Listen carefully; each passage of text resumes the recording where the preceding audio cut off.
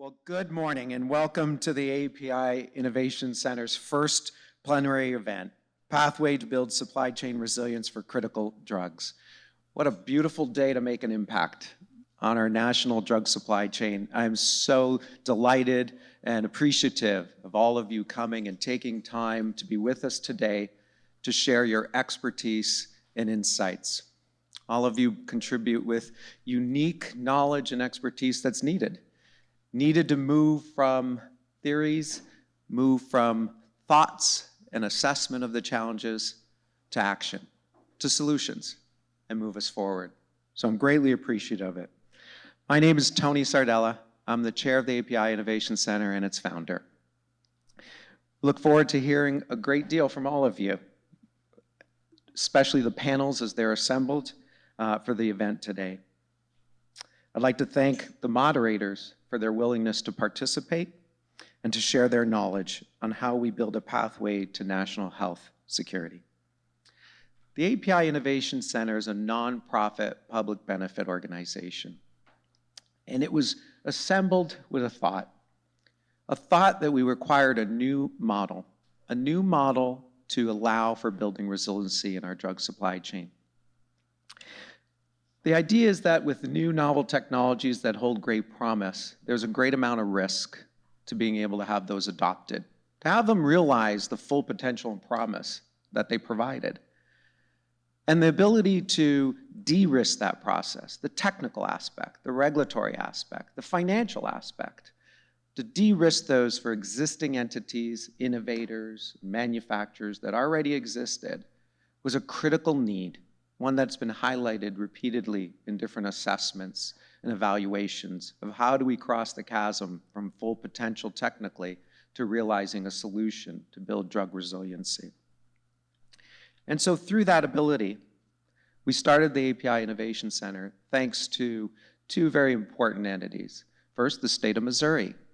We are unique in that our funding comes from the state of Missouri predominantly.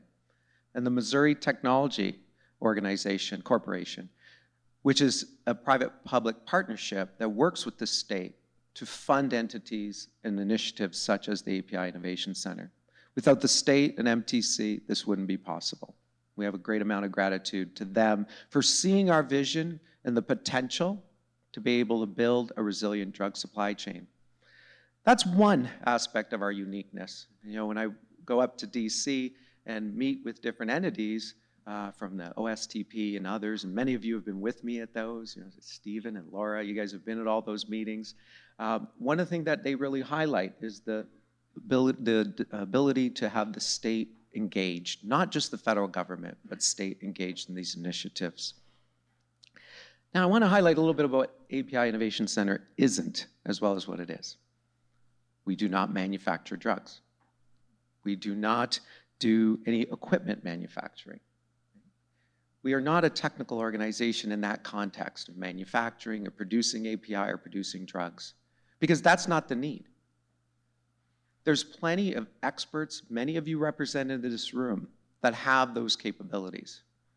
What's needed is an entity that coordinates all of those experts and points them with an unrelenting focus and purpose to drive to the production of drugs that we require. And these drugs could be essentials, the ones that are in shortage. They could be critical, ones that we have every day, but we're highly over-reliant on sources that are not sustainable or not consistent for whatever reason, geopolitical, logistical, geography, a variety of different reasons. And then third, medicines that I call the vital 60, medicines that are core for our national and health security, ones that comprise both the essentials and the criticals, that we require our own production industrial base. This is critical.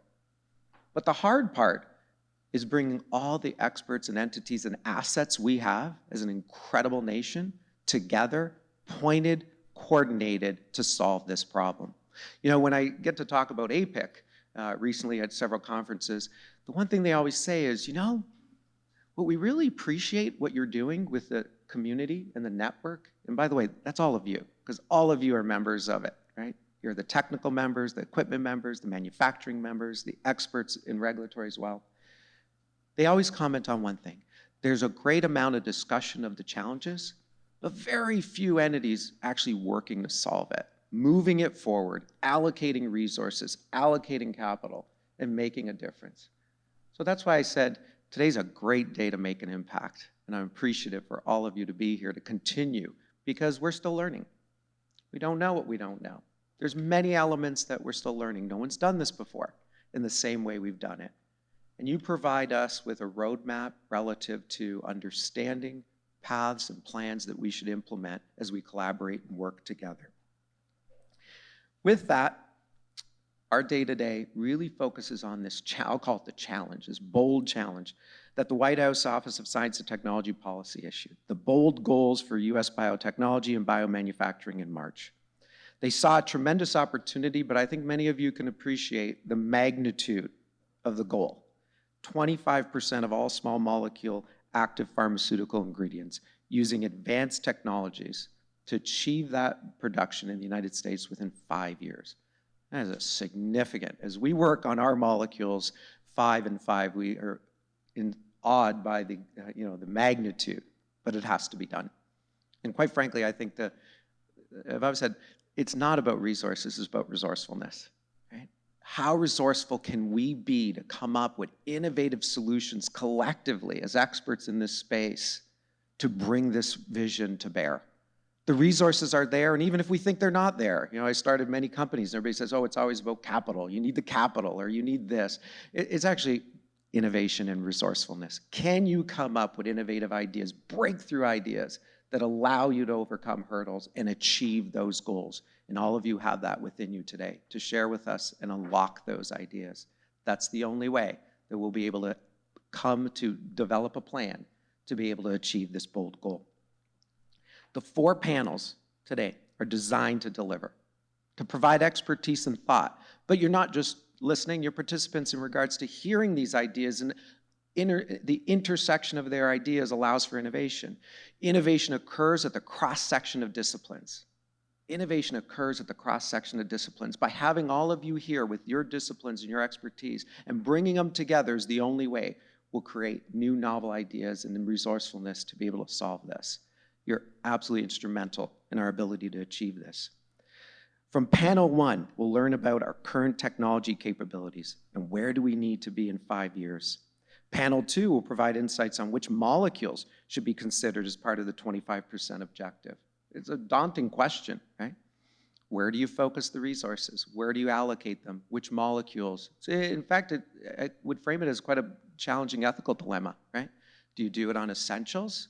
Because every decision we make, someone will suffer and someone will gain, right? Whenever we point that decision on which molecules, there's going to be patients, and Laura always reminds me, it's not just about the industry, it's about those patients that are impacted. If we choose certain molecules, a group and community are impacted. If we choose another molecule, others benefit, but others are impacted. So this is quite an ethical challenge, too, for us to make these decisions. But which ones? Which ones technically might fit? Which ones are viable, right? Using these continuous flow technologies and others. Panel 3 tackles our domestic manufacturing capacity and infrastructure, our industrial base. Quite surprisingly, and for those of you in the St. Louis community, I was delighted to see our research featured in the Olin Business School magazine that just came out last week. And it focused on our study that APIC contributed together with Washington University in regards to the amount of excess capacity that we have in the United States. 30 billion doses of excess capacity that aren't being utilized in existing manufacturers. We have a base of industrial manufacturing that can be leveraged. Right? Now, I feel we also need to expand and use new technologies, but that industrial base that we have needs to be mobilized. And panel 4 wraps it up with sustainability and building a national health security for the long term. Our outcome, I never like to start anything without knowing the outcome. What is this about? It's about creating a well-documented white paper, a white paper that we can share with OSTP, share in collecting this community's insights and expertise to inform some of the thoughts and decisions they might make, as well as the decisions that might allocate resources, allocate their focus. This is a critical element for it. The President's 5-year goal is going to take time. and significant commitment and unrelenting focus. There'll be a lot of distractions. There'll be a lot of side information that might cause one to lose. Our goal as APIC is to coordinate this information and drive it with an unrelenting focus. We'll hold this plenary this year, and we hope to do it each year for the next 5 years. And we're going to learn. Many of you here in the room who have been part of our projects, like David and Nancy at Continuity, they know that I'm always saying, look, we're learning every day. No one's done this before. No one's brought together resources in a way that APIC's doing, and we're going to learn and we're going to adjust. We mustn't be afraid. We mustn't be afraid to fail, and frankly, it's not failure, it's learning. Learning and adjust. It will be critical. Every one of the panelists you'll be hearing from today were hand-selected for their particular panel. We thank them for their knowledge and expertise. You'll hear more about them as we kick off the sessions, but I want to introduce them quickly. We have two incredible moderators of high-grade esteem, and we're just delighted they were open and willing to share their time and expertise with us. Quite frankly, they could probably hold their own conference. That's the level of expertise that they have that they could do on supply chains. The first leading our first two panels is Dr. Adam Fisher. Many of you probably know Adam. He is the director and science staff at the Office of Pharmaceutical Quality for the Center for Drug Evaluation and Research at the FDA. And you pretty well can't go anywhere without someone mentioning Adam and the great, incredible work he's been doing. And he's been specialized in advancing these new technologies. He serves as a primary and secondary reviewer of ANDAs for generics and new drug master files. He's a team lead and subject matter expert in many areas critical to FDA operations.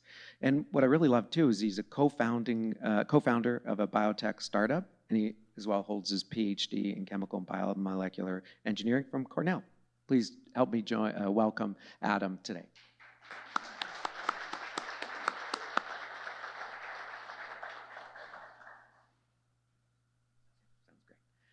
Leading panels 3 and 4 is Kurt Karst.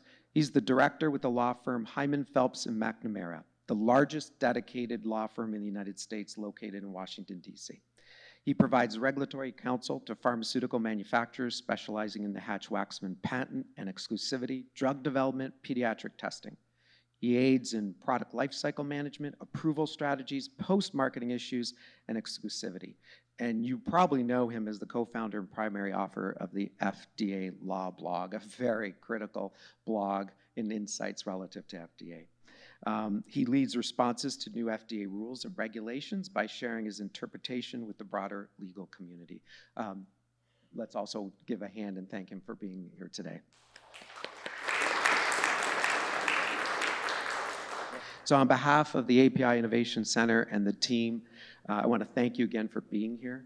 I want to thank you for sharing your commitment in securing our nation's health security. And let's make this an incredibly impactful day. Thank you.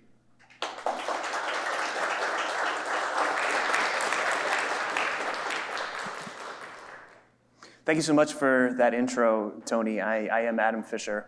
I use he, him pronouns. I'm a director of science staff and the leader of CEDAR's FRAME initiative, which focuses on the regulatory framework for advanced manufacturing technologies.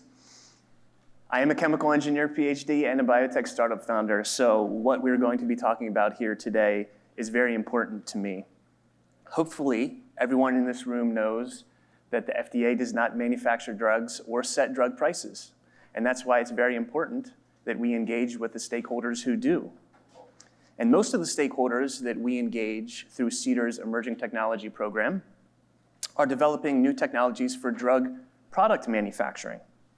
And I think we all know that is only part of the equation. I think it's important that CEDAR understands what's happening in this space, and also so that we can be realistic about the information and the power that FDA has. I find that often people overestimate the amount of information and power FDA has, especially as related to the drug supply chain.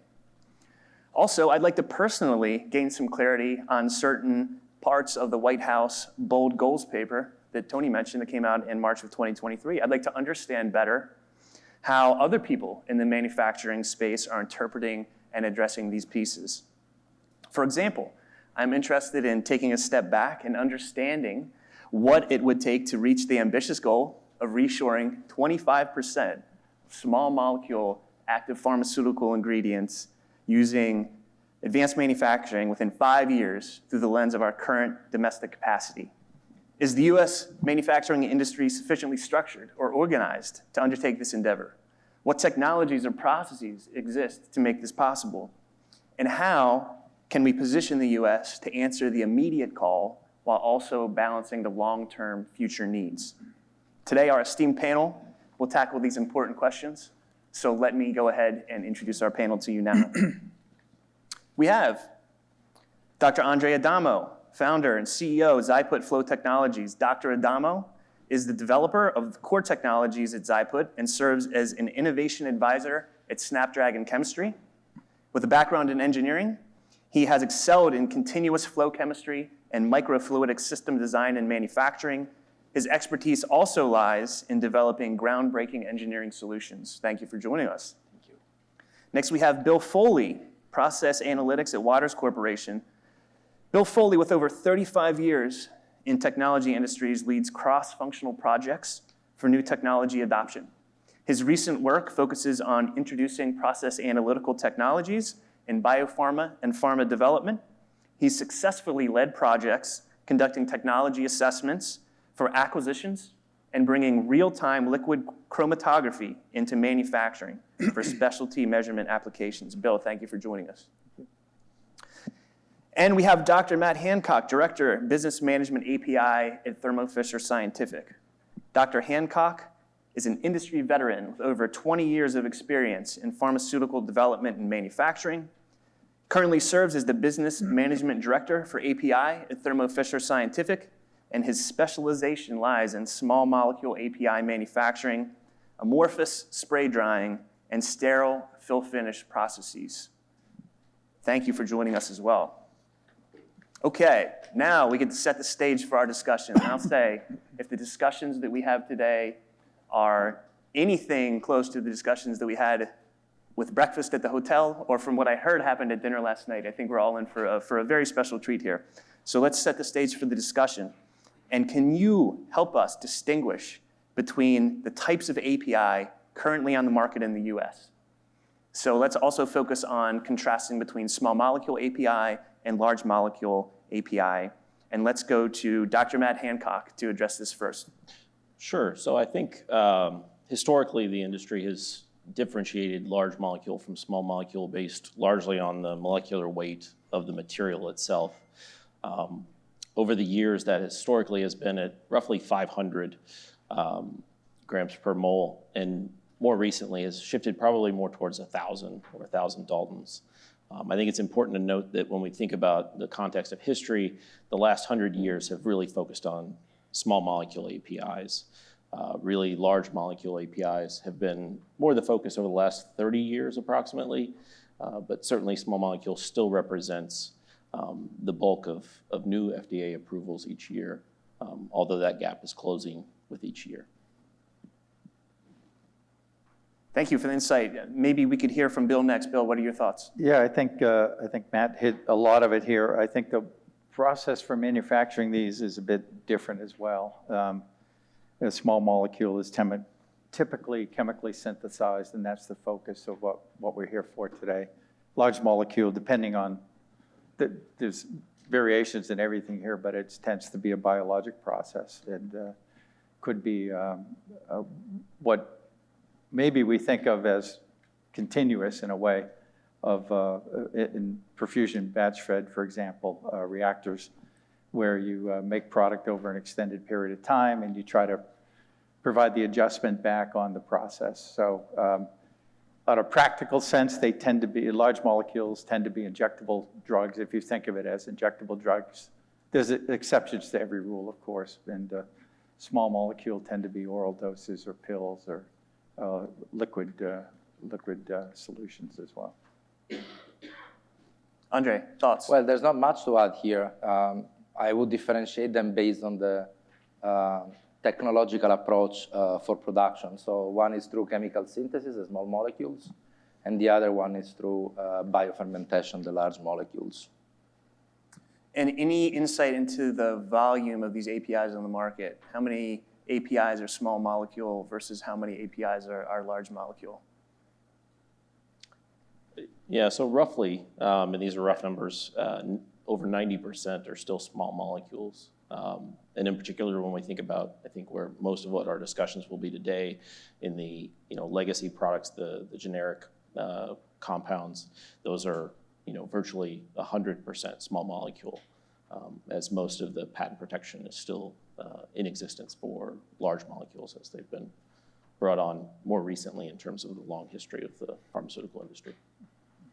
That sounds about right to me, 90%, just going off the rough numbers that there are around 3,500 approved new drug applications and around 350 approved biologic applications. If you assume a clean cut between those two, it would be right around 90%. So I think that's a fairly good estimate. So let's talk about the difference between pharmaceutical manufacturing and other forms of manufacturing, for example, in other industries that have the goal of a product release. So in particular, I'd be interested to hear about the degree of checkpoints in the processes that you see in other industries versus pharma, and the types of analytical testing that you see here and why it's important. Let's start with Matt for this one. Sure. So the way I think about this is I naturally compare it to the automotive industry, which has seen tremendous innovation over the, say, last 100 years. In contrast, the automotive industry has adopted many ways to engineer in the need to not analyze. So those checks along the manufacturing line are very intuitive. They're eyeball checks, right? In addition, at the end of the day, when you produce a car, you can in real time test that and make sure it's working appropriately. In contrast, the pharmaceutical industry, at the end of the day, you have, in API, you have a white powder that's in a bag, in a drum. So knowing whether or not that is truly what you're looking for requires a lot of testing, and that testing is all after the fact. Certainly there are tests along the way in process checks that go on during the manufacturing, but we really haven't been able to simplify that, I'll say, to enable that to be real time. The predominant activity in the industry for manufacturing is to produce a step or a chemical transformation, stop, analyze that material, release it once you know that it's appropriate for the next step, and then move forward. It is not a linear, always moving type of process that you might see on like a manufacturing line in the automotive industry.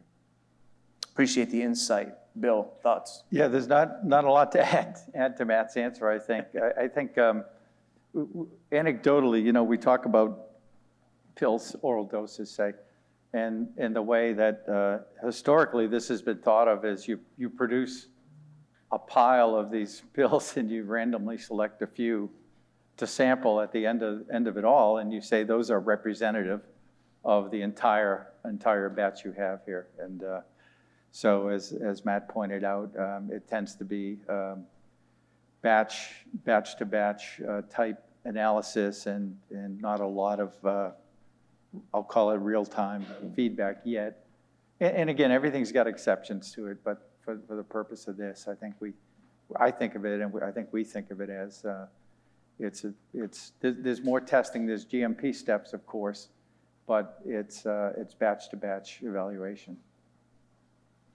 And Andre, before I get to you, I'm curious too about the dynamic where an API manufacturer may have their own tests that they use to release the API. Then once the drug product manufacturer receives it, they may also perform tests before they begin using it in their process.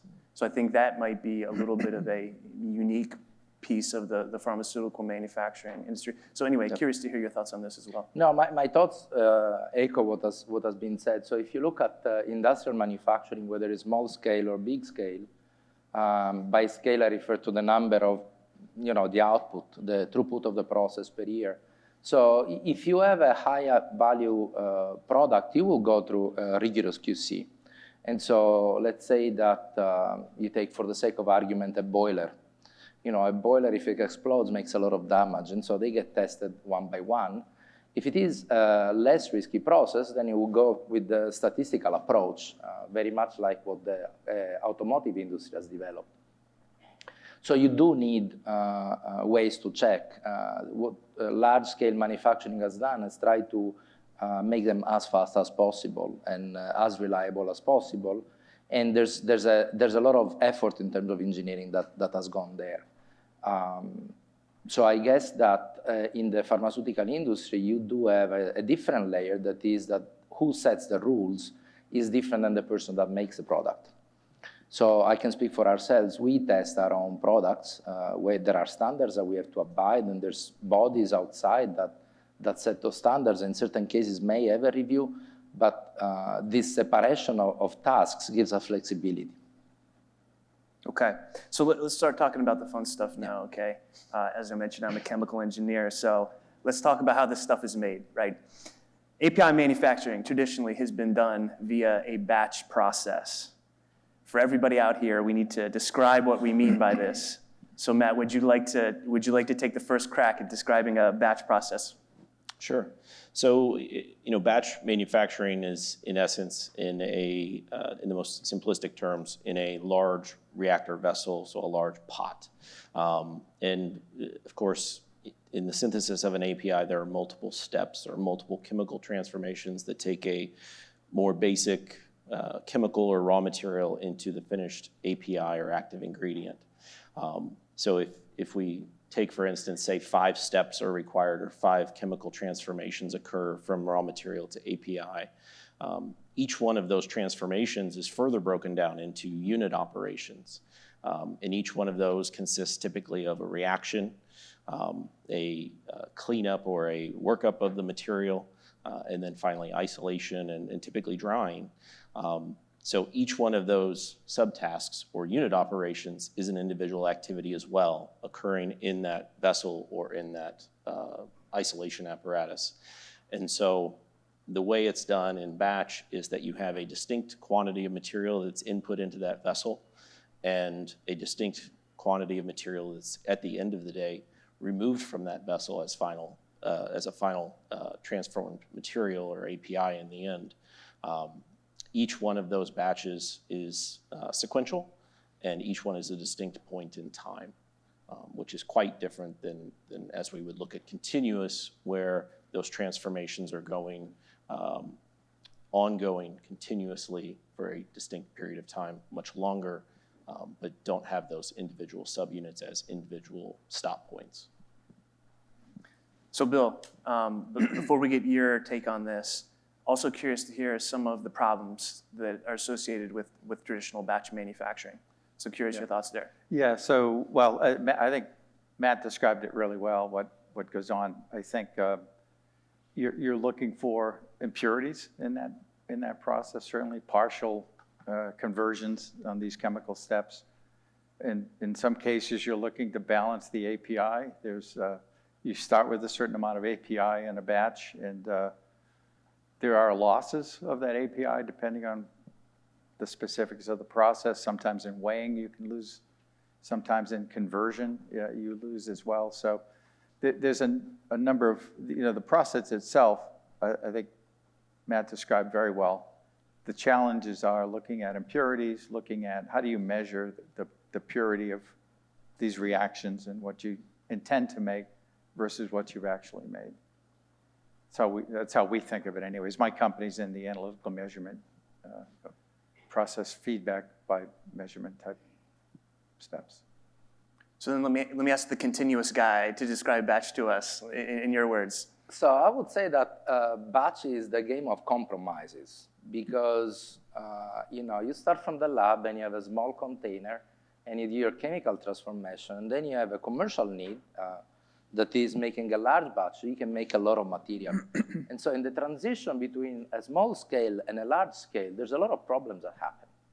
And so these problems are critical, and they require a lot of effort from process chemists, scale-up people in pharmaceutical companies to try to mitigate those. And so think of it in this way. If you want to heat up a cup of tea, it doesn't take the same amount of time than heating up 500 gallons of tea. And so that's essentially the trade-off that people live with. And so the reason I bring this up is because this has a lot of implications, not only on the effort that is done to develop the process, but also the compromises that are undertaken when you have to have the large batch work and deliver product with the quality that you like. I think it's an important point. Technology transfer and scale up can really be a hurdle, more so for, well, maybe not more so, but especially for drug product manufacturers, right? We did a study where we looked at the approved applications that had used batch technology for the drug product manufacturing, and then also the applications that use continuous manufacturing for the drug product technology. And if you look at the amount of time between the approval and when that product hit the market, so we measured in months, it was 0 months, because it's very easy to scale up a continuous process, right? You increase your runtime, your run rate, or what have you, right? Whereas it is a lot more difficult to scale up a batch process. So I think that's an important point there. Okay, so let's talk about what are the modern approaches that we can use. We talked about batch and maybe some of the issues that exist with that, but what are the modern approaches that we can focus on to address sustainability and efficiency? Since we already mentioned it, I'll throw out continuous manufacturing. Also curious if there are some green chemistry approaches out there that might help us. And Andre, I'll start with you this time. Yes, thank you. So continuous manufacturing, the simplest way to explain it is to think of the automotive industry, actually. So Ford invented the assembly line. Basically, the idea was that instead of assembling a car beginning to end, you have several stations, and at each station, you add a component. There will be the station of the tires, the station of the engine, the station of the doors. So the reason this is so important as an example is twofold. On the technological side, what this allowed was to increase the reliability of the process. You have a person, all he does the entire day is put doors on a car. He will get down to a science, and he will do it really well. On the financial side, which is also equally important, the fact that now you have a more robust process and better control that allows you to cut down the price. And so I think the analogy helps to understand the transition in a pharmaceutical domain or in a chemical synthesis domain from batch to continuous. So instead of having things react in a container, you have them react as they travel in a line. And so the question is, how do I replicate all the unit operations that I need in a batch domain into a continuous domain? And so that's the technological question. But there's simple things that can be identified earlier on. That is, they have to do with the scaling and a number of technical advantages in controlling the fluid flow. So we've done that for actually a few thousand years, controlling. The Romans invented aqueducts. So controlling flows is something that we got down pretty well. Engineers understand that. And so you have now a set of tools that you can put to service to this industry to increase product reliability and cut down cost. I have to say, as a chemical engineering student, I assumed that everything was made with flow chemistry until I actually got out in the world and realized it wasn't the case. So my professors lied to me. I know there's some chemical engineering professors out here. Maybe we'll have to have some words later. But Bill, curious your take on these modern approaches that might solve some of our problems here. Andrea hit it very well, I think, but smoother scale up is a possibility as well. The efficiency of perhaps tighter quality, if you will, working with continuous small batch as opposed to a large batch and assuring it's homogeneous, and the control seems to be possible there. I think there's cost benefits that can be applied here based on a number of factors, including size of the manufacturing operation itself, scale of the amount of chemicals that are needed, and perhaps catalysts in some cases, and in areas like that. So it lends itself to efficiencies in a number of ways, and including, I think, what should be really important is the quality of the product that gets made and the consistency of that product that gets made. It all comes down to helping patients, and it's a great thing if this could be cost reduced and also provide better quality product as well. Sure. So because you brought it up, I'm curious, solvents. would a continuous process use a less solvent than in a batch process, generally speaking? It's possible, and I'd leave it, I defer it to Andrea, who's in the industry itself in doing this. Okay, And, Andre. So it is possible, and very frequently it happens so. It doesn't have to be, though. So the amount of solvent, so let's open a parenthesis. In general, there's another term that people use that is process intensification, which is the idea of making better, intensify a process that you are carrying out. And that goes through different avenues. One of them is technology. The other one is the synthetic route or a combination of them. And that brings in also green arguments, because I can use less solvent or use that solvent instead of this solvent, and so on and so forth. So continuous approaches, flow chemistry, is very amenable to all those types of innovations, improvements, and changes. So the platform itself lends itself to revisited for better performance in the overall. I think process intensification is a really good point here too, the possibility of intensifying a process that way. Yeah, no, certainly I would agree with everything that's been said. I think, flow chemistry has a lot of promise and has for a number of years. I think, at the end, solving some of these challenges, though, will require some other technologies as well that, like flow chemistry, historically have been used to solve very specific chemical problems. So, a lot of times in our history, we've used these technologies for a specific problem that we couldn't solve by traditional chemical means. Some of those, I think about are like biocatalytic reactions, which typically have been left to, creating asymmetry within a compound or something along those lines. It hasn't been broadly applied to more basic chemical transformations for a number of reasons. But, aspects like that, photochemistry, electrochemistry, again, not typically used in traditional chemistry. Some of that because of the limitations of batch chemistry, but certainly have some potential to be applied more widely in flow chemistry. So I think there's a number of them a number of tools that we have that haven't been widely applied, and I think using all of those will help us solve some of these challenges, but moving them from sort of a single-use tool to a more broadly applied tool is really the challenge. So we talked about APIs and different types of APIs. We talked about the different types of manufacturing that you can consider here. And so let's then get to the piece related to the broad goals, and that's the US production.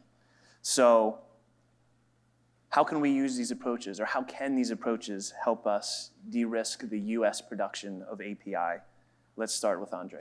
Yeah, so my take on this is that choices will be made at the end of the day, most of them on a financial ground. So what is my return on investment? Am I going to make money or am I going to lose money? And I don't want to sound crude, but things have to be financially viable. And so the reason that things went abroad is obvious, because the cost of people is less. And so I think that technology can be of aid here through automation and through intensification in lowering the amount of money that is actually spent on people, and in the overall, perhaps, having competitive processes on a financial domain. I do think it's a little bit far-fetched in the sense that it's not something that we'll achieve in the next 6 months, but it's something that we can aim for. I want to give an example for the sake of argument. So think of dishwashing, so that's an example that relates to everybody. So traditionally, you take a sponge, you take the plate, and you rinse it. So somebody then realized that with a completely change of paradigm, if you were taking your dishes and putting them in a box where you can increase the temperature, you actually can wash them in an automated fashion. And this thing is the dishwasher. So I'm sure that the first dishwasher that was built was awfully expensive, but I don't think there's a single person that would trade away his dishwasher today. So what is the point of the example? The point of the example is that through technology applied in a specific way, which is reduction of effort, reduction of cost, there is a hope to become competitive again. And of course, I'm skewed on the technology side, but that would be my take on how to answer this question. Let me just ask a follow-up then, because this is the technology, right? There's a benefit to the technology. So why not apply the technology in another country? If it's already cheaper to do it there, let's take the technology and do it outside of the US. What about the US makes it more reasonable to do it here versus elsewhere? Well, there would be Or two could. things. Yeah, there would be a couple of things. One is that if you go towards innovation and advanced technologies, they are advanced because they build on something else that was built before. It's like a tower, you build the 100th floor after you've done the 99th. So what is the technology level outside? So we would have to do it here and export it out there. But then the question is, what's the benefit? The field of drugs, I think, has a number of elements that are of geopolitical nature that I think skew in a certain way the conversation. I think it's always better to know how to do something and do it as opposed to ask somebody else to do it. Because if that somebody else changes his mind, then you don't know how to do it. As simple as that. Sorry, it's not very simple, the answer, but... Bill, your thoughts? How do we de-risk API production to do Yeah, it? I think Andrea hit it as well, that if the goal is to de-risk to the U.S., having manufacturing here is a big step to doing that. And I think the cost factors, obviously has to be a more streamlined cost on the manufacturing, and that involves automation. It involves greater efficiency through possibly process intensification. More equipment uptime, if you will, less time between cleaning lines at the end of a lot closure and a lot open on a follow-up. There's some green considerations with that as well, with the amount of waste that can be generated in cleaning lines between large batches, areas like that. I know other groups are gonna talk about it too, but if we're talking about risk, there's consequences to which APIs you select and which ones you don't as well, right? So that other groups are going to get into that, but I think that's a key step is how do you select the right APIs to do this with?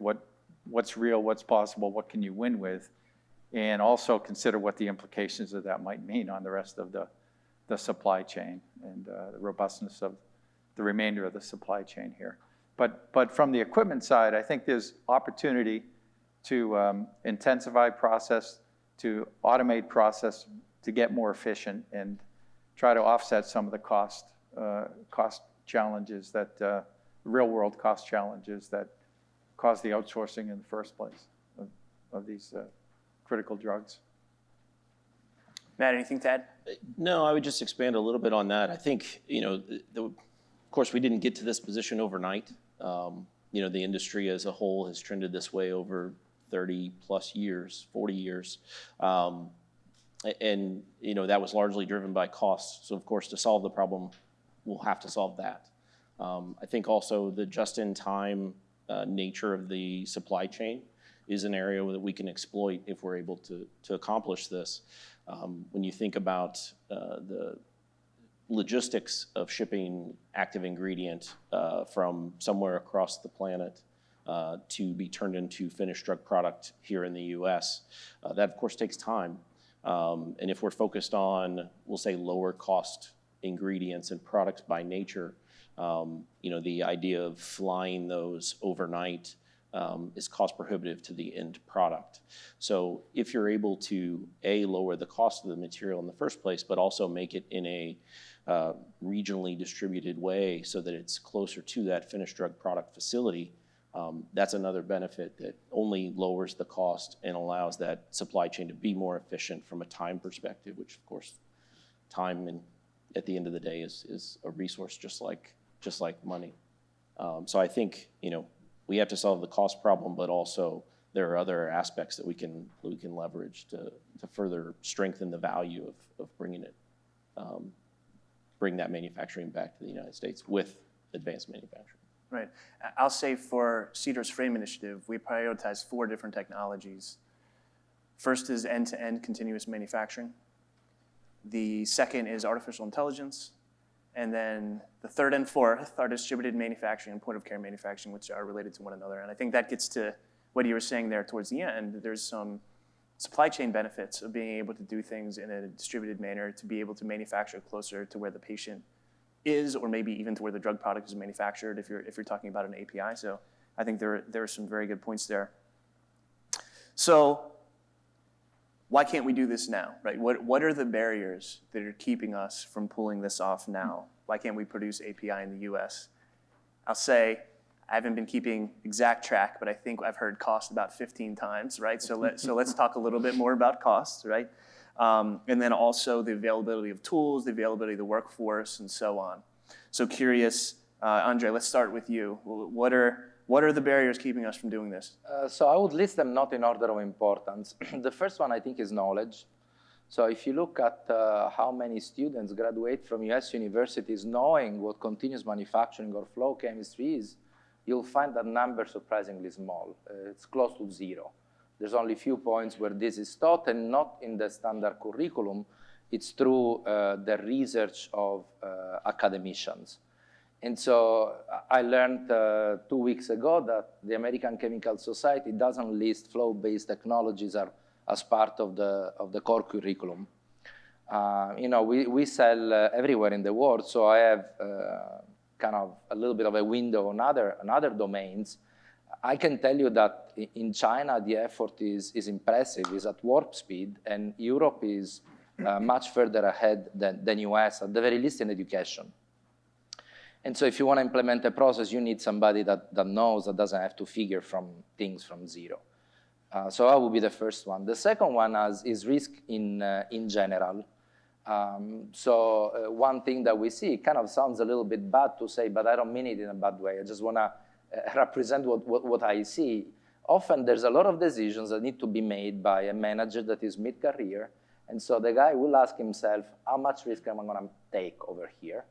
And so the tried and true story, it's always a safer choice. And so why put my career? I'm already, I have a nice pay. Why would I take this chance?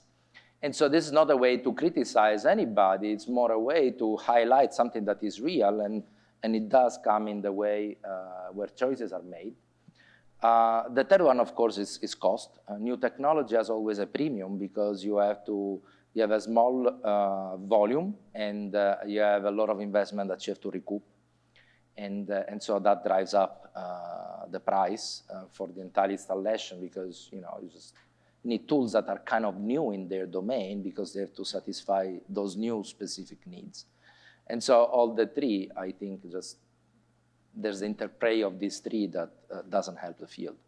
Matt, maybe go to you to see if you have any response there to what Andre said. Yeah, no, I think he's spot on. I think there's some in a broader sense, right? When these APIs are first developed, they're developed in a lab at medchem scale, so in a small reactor, typically using traditional chemical transformations and tools. So to shift that from here's how I make it today to I'm going to make it via a new technology in a new way is a much bigger gap than just saying I'm going to make a bigger pot of tea, right? And that mindset of I'm going to apply this new technology to do this same thing that I can do today by traditional means and by traditional efficiencies, right? By making larger pots, by making bigger batches, is something that as an industry we have to shift. I would also say that somewhat, and this is my personal opinion, but as the industry as a whole, since medicine began, has been focused on small molecules, and over the last 30, 40 years, we started to shift. There's been tremendous applications of biologics, so monoclonal antibodies, proteins, ADCs, cell and gene therapy, all of these new modalities that are incredibly beneficial to patients. But the consequence of that, the unintended consequence of that, is that the focus on innovation and knowledge and importance, I'll say, from a new people in their career, there's this new attractive avenue where I can develop medicines that benefit people that are a completely different avenue and a completely different set of tools that are required. And so, 40 years ago, 50 years ago, to become a great chemist and make new drugs or be a process chemist and scale them up to tremendous quantities, maybe doesn't have the luster that it did 50 years ago, because there are new technologies that are incredibly exciting and doing incredible things for patients. Nothing to take away from them, but I think an unintended consequence is that some of the focus on chemistry, small molecule manufacturing and development has shifted, right? Some of the brightest minds are now focused on those new modalities. And so they're not focused on, the advanced innovations that we need in small molecules. Yeah, the only thing I'd add to it, I think, is the way that often the way the industry deploys capital and investment on lines. I know from our perspective, we've got very solid equipment that we think can impact process analytical and real-time feedback. And the way that that's chosen to be deployed in many, many cases is on new products. And the fact that current products, if you will, on market, cost has been wrung out of them. There's no planned investment, essentially. Again, broadly speaking, there's no planned investment to squeeze more out of that line, that the resources and the investment is on newer products and deploying these new technologies on newer products. Has to be a mind shift as to how to focus and what to focus on, and how to deploy that capital and the resources that are needed to implement these technologies as well. So it's a real world challenge to do it. I think the technology is there, but I think the path to deployment is a big challenge in this effort, will be a big challenge in this effort. So we talked a little bit about the process, right? But you can't bake a cake unless you have flour, eggs, and sugar. And I hear from a lot of folks who have dabbled in the API space that they have run into a scenario where they have trouble getting the starting materials to make the API at a price that makes the API sale reasonable, right? I'm just curious, how much of a problem is the starting material cost issue for API manufacturing in the U.S.?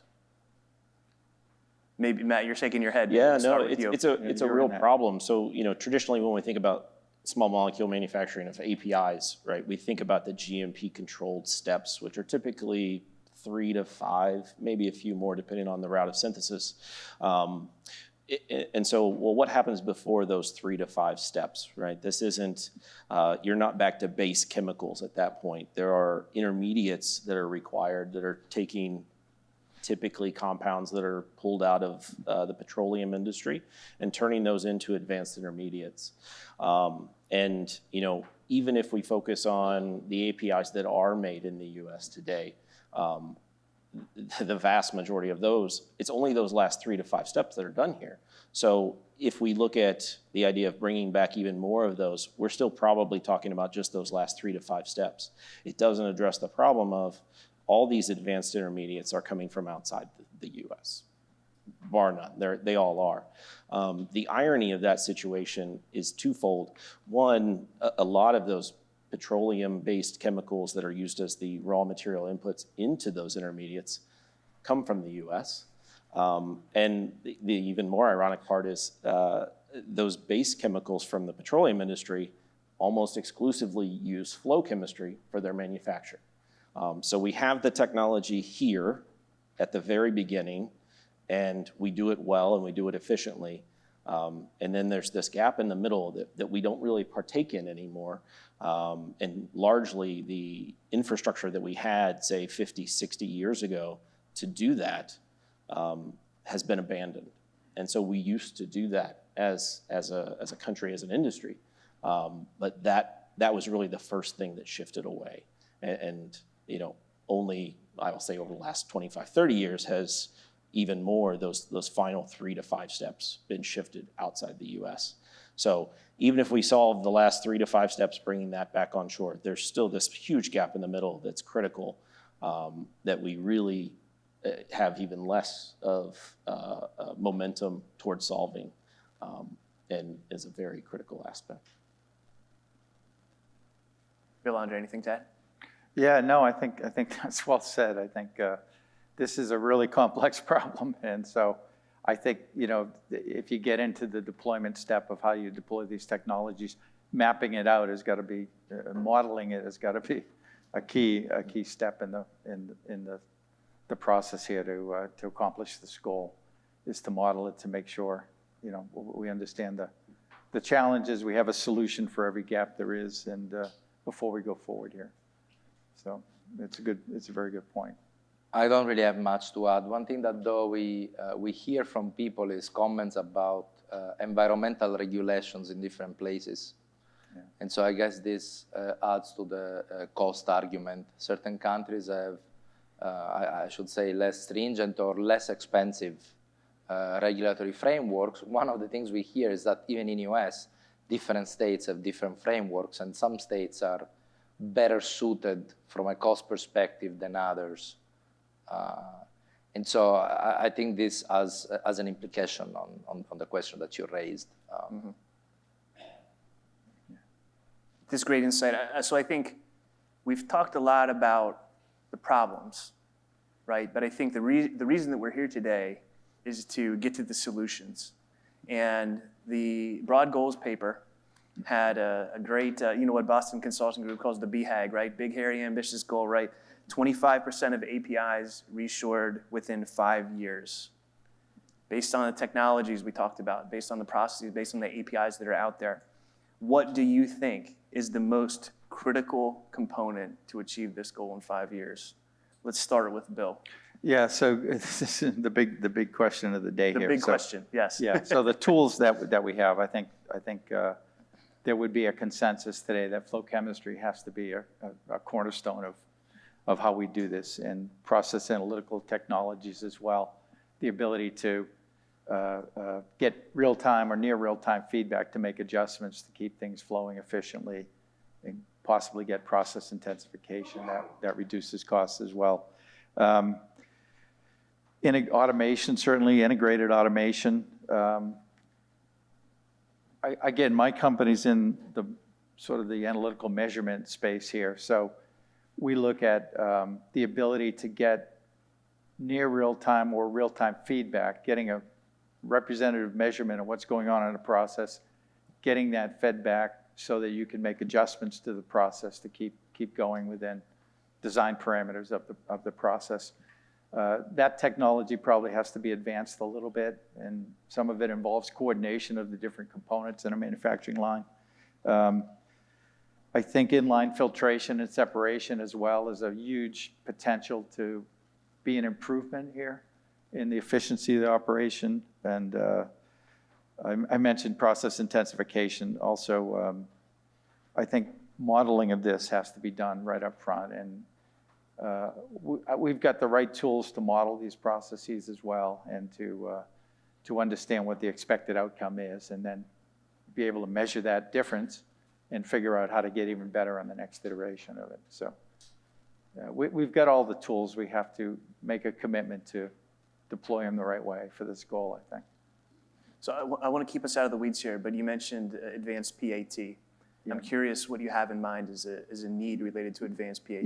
Yeah, so I'm thinking of, you know, there's different tools here. There's non-invasive techniques, spectrometry, for example, that might measure characteristics. Our company does chromatography, and there's been a lot of interest in large molecule and small molecule, trying to get a very specific measurement. Chromatography gives you very specific data that can be used. So making those tools very deployable in a flow chemistry or an online situation. And then once you have that data, how do you convert that to information? And then how do you network everything together in that process to make a decision and to act on the information you're getting? So tools like that, I think, can make this more efficient. And automation certainly helps to overcome the labor challenge that the cost differences around the world in this as well. Matt, anything to add? The most critical component to 25% of API in the U.S. in 5 years? Yeah, I think, you know, the tools have been around for a while, and they're in different stages of use and different refinements of their advancement. I think to implement them requires the incentive to change the way that something's done today. And anytime there's change, you've got to have some sort of incentive to do so. Of course, the first thought is monetary incentive. But beyond that, at the end of the day, what does the end product go to? What customer are we trying to serve? And that's the patient. And as a patient myself, when you look at the pill you're going to take in the morning, you just see a pill. You don't think about much more beyond how much did this cost me, maybe. But you don't think about where did this come from? How do I know that this is what I believe it to be? Was it made in an environmentally conscious manner? Those are a distant second in terms of consideration. And so when we think about motivating to change the way that pill is made, I think, naturally we first think about financial incentives, but I think we have to find those incentives that are beyond that to really push the industry forward in terms of how these materials are made, and that in doing so, being able to bring them back to the U.S. Any comment on critical component? Yes, I'll add something. So in China, for certain processes, continuous manufacturing is mandated by law. So what they do is chemical reactions are subjected to a safety review, and they have a system. So they have chemical reactions are subjected to a safety review. Does it work? I can hear. Yeah. I can hear you, but I'm sitting next to you, so I'm not sure how reliable that is. So there's this safety review. They have a scaling, a way to rate them, and if they rate in the most dangerous category, then the only option a manufacturer has is to implement continuous manufacturing. And so that legislation came out of a number of incidents. Some of them were in the press a few years ago. And so the point I want to make here is that sometimes you do need bold actions to get bold changes. In China, if the government says it has to happen, it will happen because of the way things run over there. So it's hard to say which one would be the most critical thing. I think it's a systemic thing, different pieces that come together, because this is a very difficult environment in the sense that it's so complex that for sure it's not a single thing that would change it. I think it needs to be a little bit more of a systemic thing. Given the complexity, though, and the cost and the financial challenges, I think there needs to be some public support from the government in order to push things in a new direction. So for me, it's hard to think of this without, I guess, a policy essentially with financial support associated. Which form, I wouldn't know, but I think it's going to be an important piece if this has to happen quickly. Let me switch gears a little bit here. The Bold Goals report, it talks about not only 25% of APIs domestically in the next 5 years, it also says using synthetic biology, biomanufacturing, right? And so traditionally, in my head at least, use biotechnology and biomanufacturing to make large molecule drugs, and then you use chemistry to make small molecule drugs. But this seems to suggest something different, that you would potentially use biotechnology to make small molecule drugs. Bill, I'm curious your thoughts on this dynamic. Yeah, I think it has to be selectively rolled out or piloted here. I think it is a bold goal, but I think it's incremental steps to deploy that technology, and the experts can pick the right APIs to work with and drugs to work with on that front, and it becomes a rollout strategy. The deployment strategy, I think, can be more important than the equipment on that front to make it practically, you get the feedback to make sure this is viable to do that. So, Matt, you're involved in a lot of this, maybe. So. Yeah, I would say that enzymatic reactions, for one, have been an area that's been underutilized, maybe, in that like much of the advanced manufacturing we've talked about, they've been used traditionally to solve very specific problems. When nothing else would solve it, we went to those advanced tools. I think that offers an aspect that maybe has some even further implications. So when you think about enzymatic reactions, you certainly have the potential to do things that you can't do with basic chemistry. So, oftentimes a synthetic route is riddled with protecting groups and, installing the protecting group, doing something, then removing the protecting group to do something else. And so, with some of the capabilities of enzymatic reactions being so precise, you avoid having to put it on a protecting group, right? You can do a very specific oxidation or reduction without having to protect the rest of the molecule. And so by doing that, not only is it potentially more efficient than chemical transformation traditionally, but it's also more route efficient. And so you're maybe going from 7 steps to 4 steps or those kinds of applications. I think that is an area where there's a lot of promise. I think that some of the advances in understanding how to develop those enzymes or those other biomaterials to do those transformations is something that's really still developing. I think a lot of that now is pushing more towards in silico versus, it's traditionally been a very laborious process to get to the right enzyme to do what you want to do, right? That took a lot of time, effort, trials in the lab. And, with AI and some of the other areas that are really impacting that field directly, hopefully what we can get to is a place where you can develop those very quickly with less expense and less time in the lab developing them and get to an end goal. So if we can do that, then those become infinitely more applicable and could really change the way we make small molecules. It sounds like you're describing these so-called cell-free systems that I believe are addressed in the paper as a potential way to manufacture small molecule APIs. Yeah, absolutely. It's hard to predict how fast that technology will move. I think maybe that's where the 5 years in this don't necessarily mesh.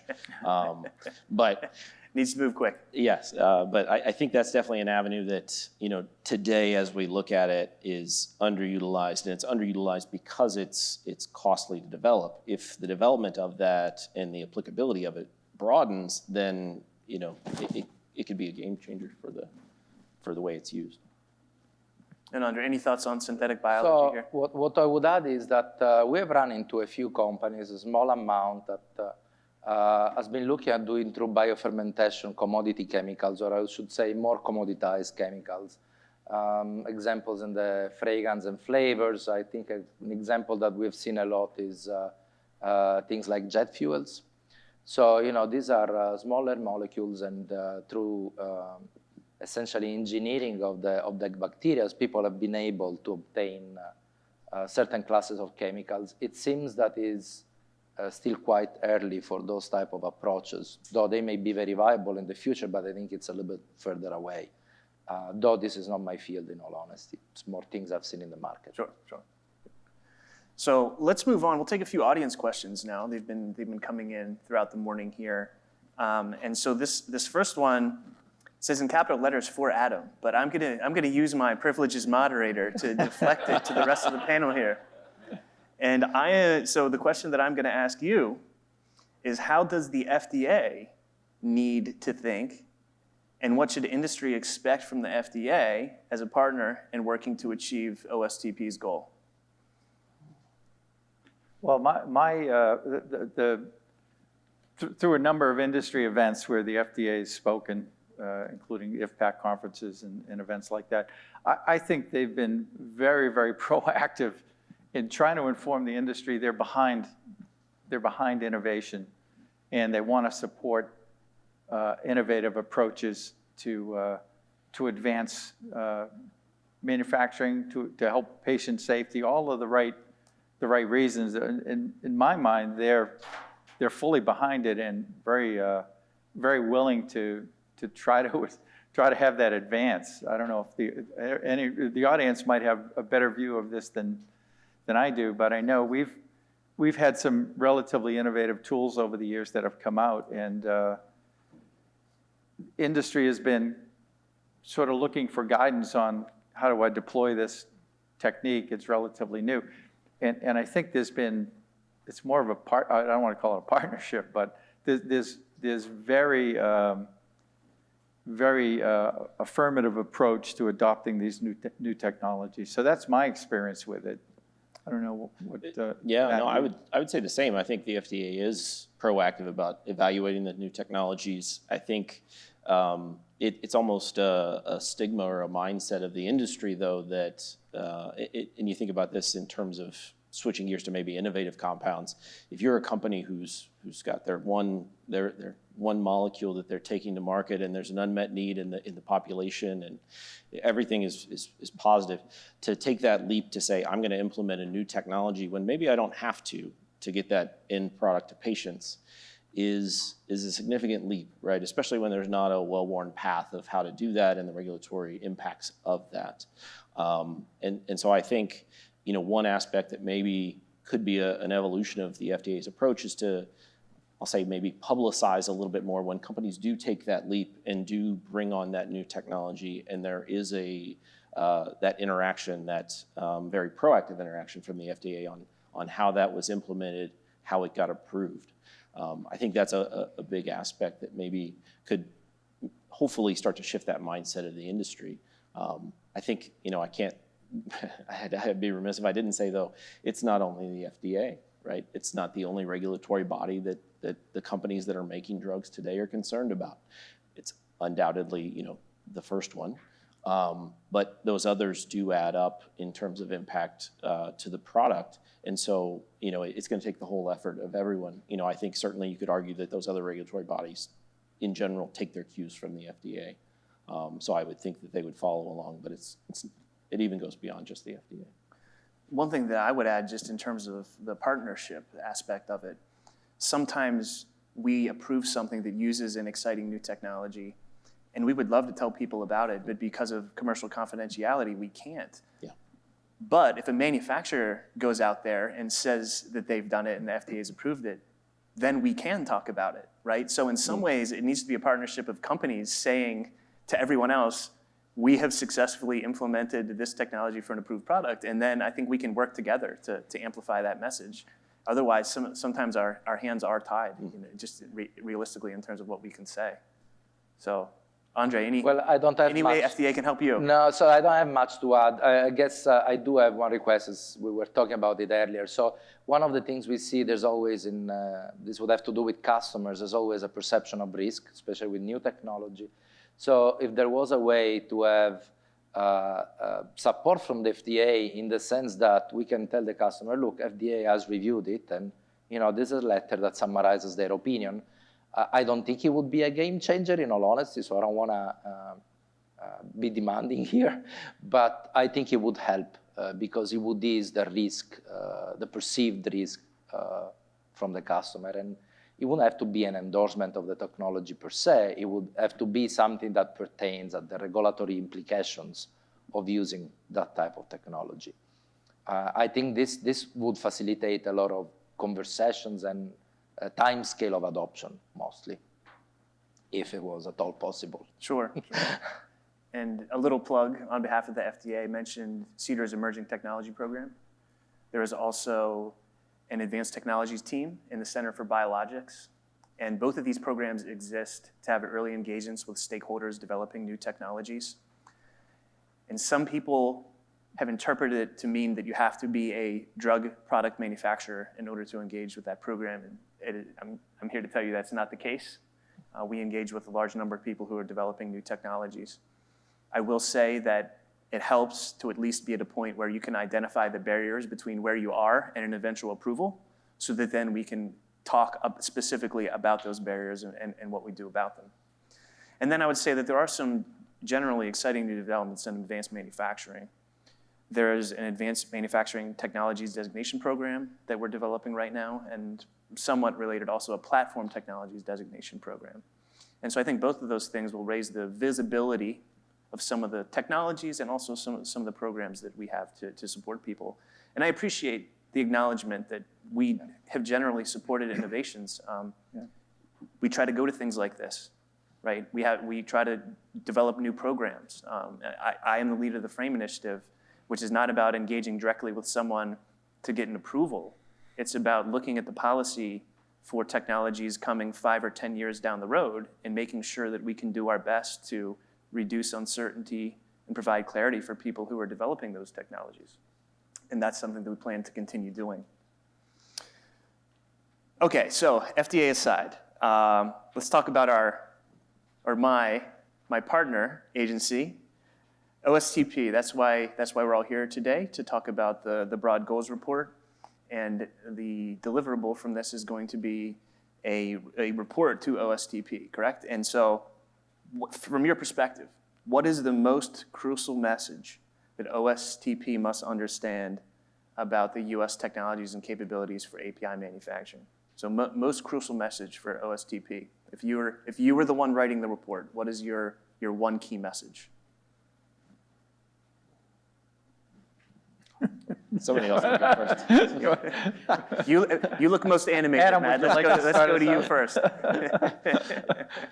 You look most uncomfortable, so that's probably a good place to start, right? That's fair. That's how these things work. That's absolutely fair. You know, I think one of the aspects, and you know, somewhat is the end goal in the 5 years. You know, from a perspective of even if we started today, if someone decided I'm going to go take X drug in the market that's in short supply, that's critical, that the supply chain is fragile and not robust at all. If you started today, even if you could say you could develop a supply chain, you could develop all of the things you need to do in a year, and you were ready to file in a year, you still then have an approval process, right? And so even if we said that you could do all of that in 2 years, we're already approximately halfway through our goal timeline. So I think, you know, I think the 5 years is beyond ambitious, to be honest. I think that really, you know, in 5 years we can start to make strides, is what I would say. Just because the timeline of which our industry moves is very slow. And that's not adapting new technologies. That's just the traditional way we operate today with the tools we have. So to further implement new tools to do that is maybe going to take a little bit longer. Yeah, I Bill, think, key message. well, 25% is a nice round number, isn't it? And my sense is that establishing kind of a beachhead, establishing an initial subset perhaps, and working that through to really determine challenges to do this. There's consequences with everything, right? So if you said today the government's funding 25% repatriation of supply chain, there's consequences to the other 75% of that as well. So I think trying to work with a few, maybe to start it, to understand it thoroughly, is a way to do that. Our company's involved in a number of consortiums, industry consortiums, Nimble and a few others, and granted they're not all small molecule focused, but repatriation of supply chain really isn't one of the major topics that is the focus of sort of the grand challenges on the radar for those consortiums. So, you know, identifying this as a non-negotiable, that it has to be done, that it's a challenge, and in selecting a subset of that 25% maybe to try to advance quickly, to really get feedback on how to model it, how to understand what the consequences are, how to really make it achievable would be something I would recommend. And I know it detracts from the grand goal, and we all like, you know, bold, big, hairy initiatives and all that. But I think if we're really going to do this, that's a practical next step to deploy it. Hairy, but not too hairy. Well, yeah. So I guess I'll repeat myself. I cannot identify a single strong recommendation. I think it needs, my message, if I was the one writing the report, would be a systemic approach with different components, starting from education to policy change. You know, if you draw from other examples in history of the country with bold programs, I guess going to the moon comes to mind. You know, there was a lot of investment, but there's also a lot of other things that trickle down that you can't predict. And so perhaps we may not be able to reach the 25% for real. I wouldn't bet on that personally. But there could be, with a strong push, a number of other elements that would trickle to other industrial segments, technology in general, other opportunities. So that would be my take. I think it's fair. A systemic approach, a strategic plan, if you will, that gets us from where we are to whatever the ultimate percentage will be in that amount of time. Yeah. So, audience question came in, Bill. This one is for you, but obviously curious to hear others take. Can I send it back to you now, Adam? Oh, that's not how it works. That's not in my contract. Sorry.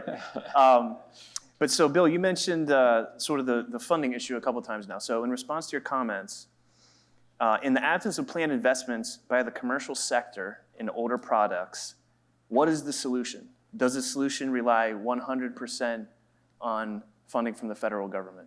Yeah, it's a good question. I think my belief is there would have to be partial funding at least to do this, and perhaps requests for collaborators on this with the government. I mean, there's other initiatives the government's funding, by the way, on not necessarily repatriation of supply chain, but there's interesting innovations for battlefield medicines, for example, local manufacturing, printing of medicines, if you will, virtual manufacturing in battle fronts, if you will, and there's other initiatives that maybe could align with this as well to offer some of that. But I think there has to be some government. We've talked at dinner. I think there has to be some incentive to do this, right? It's a challenging environment for commercially now for a number of companies. They're focused on new products with investment, getting those right, and I think there has to be at least partial funding and perhaps collaboration with some companies that are also focused on more robust supply chain initiatives on their own. Funding what specifically? I think that there's a need for capital here, right? So if a new line is required for domestic manufacturing, there might be some incentives around that. There might be something to dedicate a line for certain APIs, and the other panels are going to talk about what the right APIs are. But we talked at dinner, for example, that the cost of these of a new line is really expensive, and if these aren't my focused products, my focus is on new products and trying to get new things in the pipeline out. The funding of a line to bring that back might be something. Andre, anything to add on I would go back to what I said earlier. Systemic approach, Systemic funding. supporting in different areas. So if you think of the electric car industry, you get a check practically if you buy an electric car, at least in some states.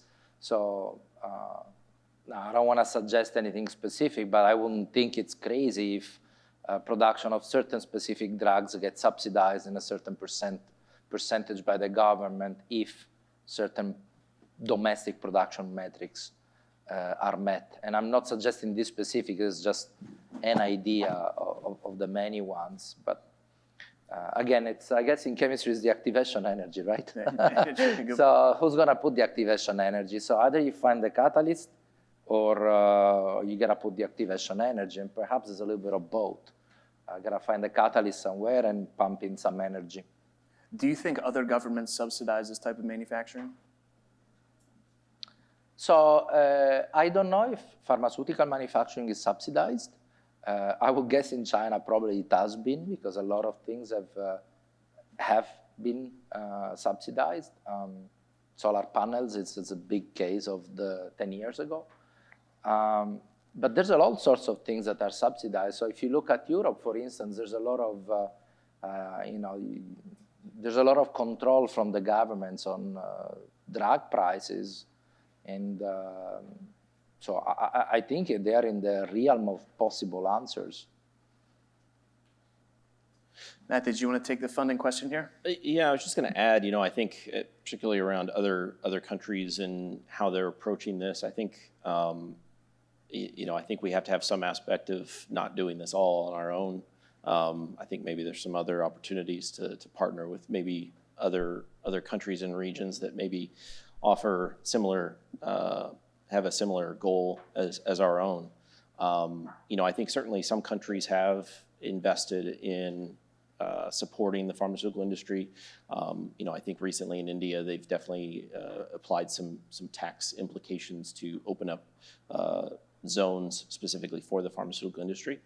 To my knowledge, those haven't gone as far as to say you will implement a certain technology, right, or address a certain need.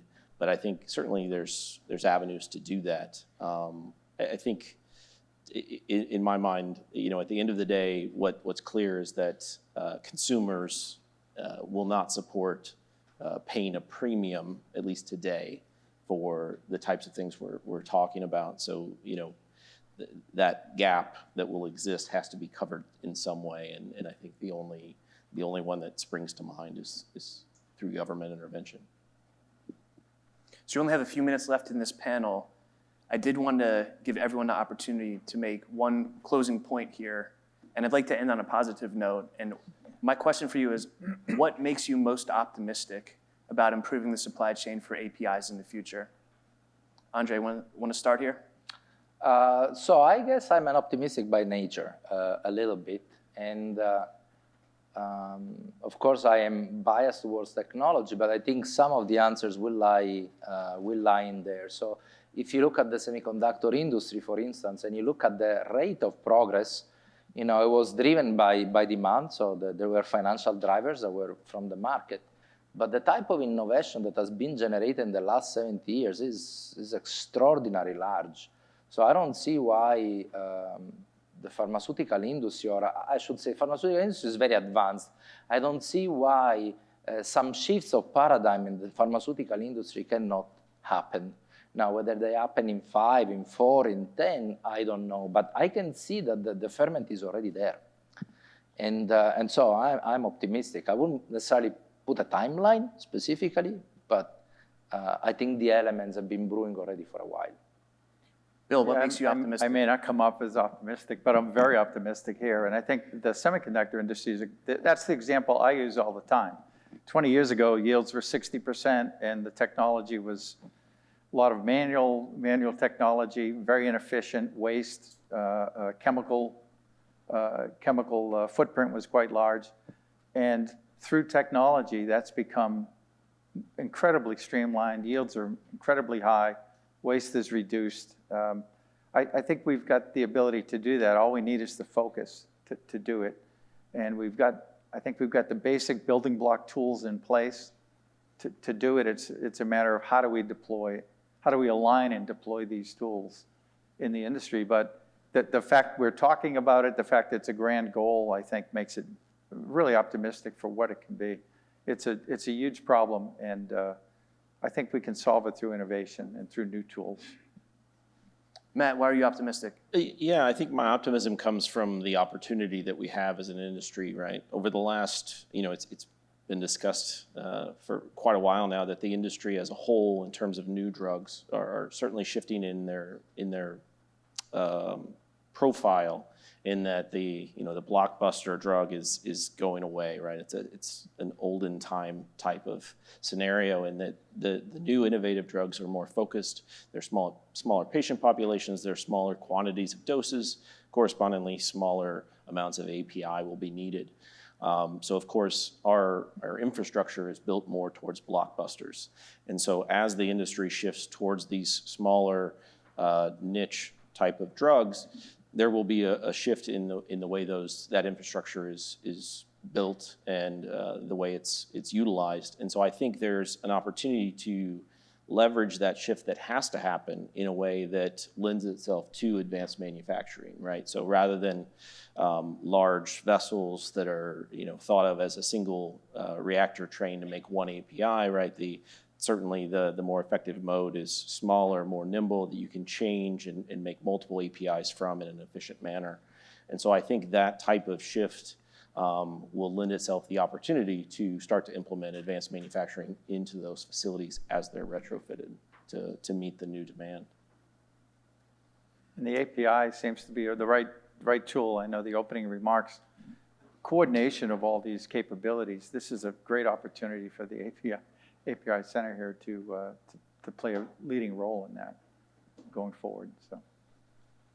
I'll just add my own perspective that part of what makes me optimistic is doing stuff like this, right? Bringing people together who have different pieces of the solution to figure out how they can be put together to actually benefit patients. Because I believe that's why we're all here, right? We want to benefit patients.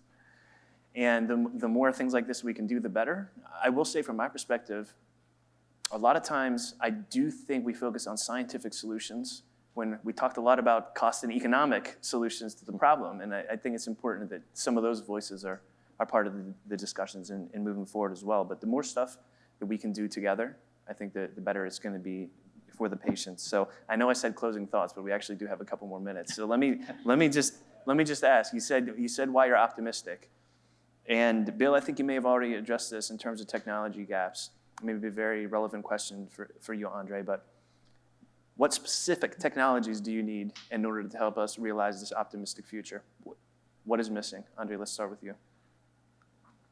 So I think that you want to map all the unit operations of a batch process into a continuous domain, and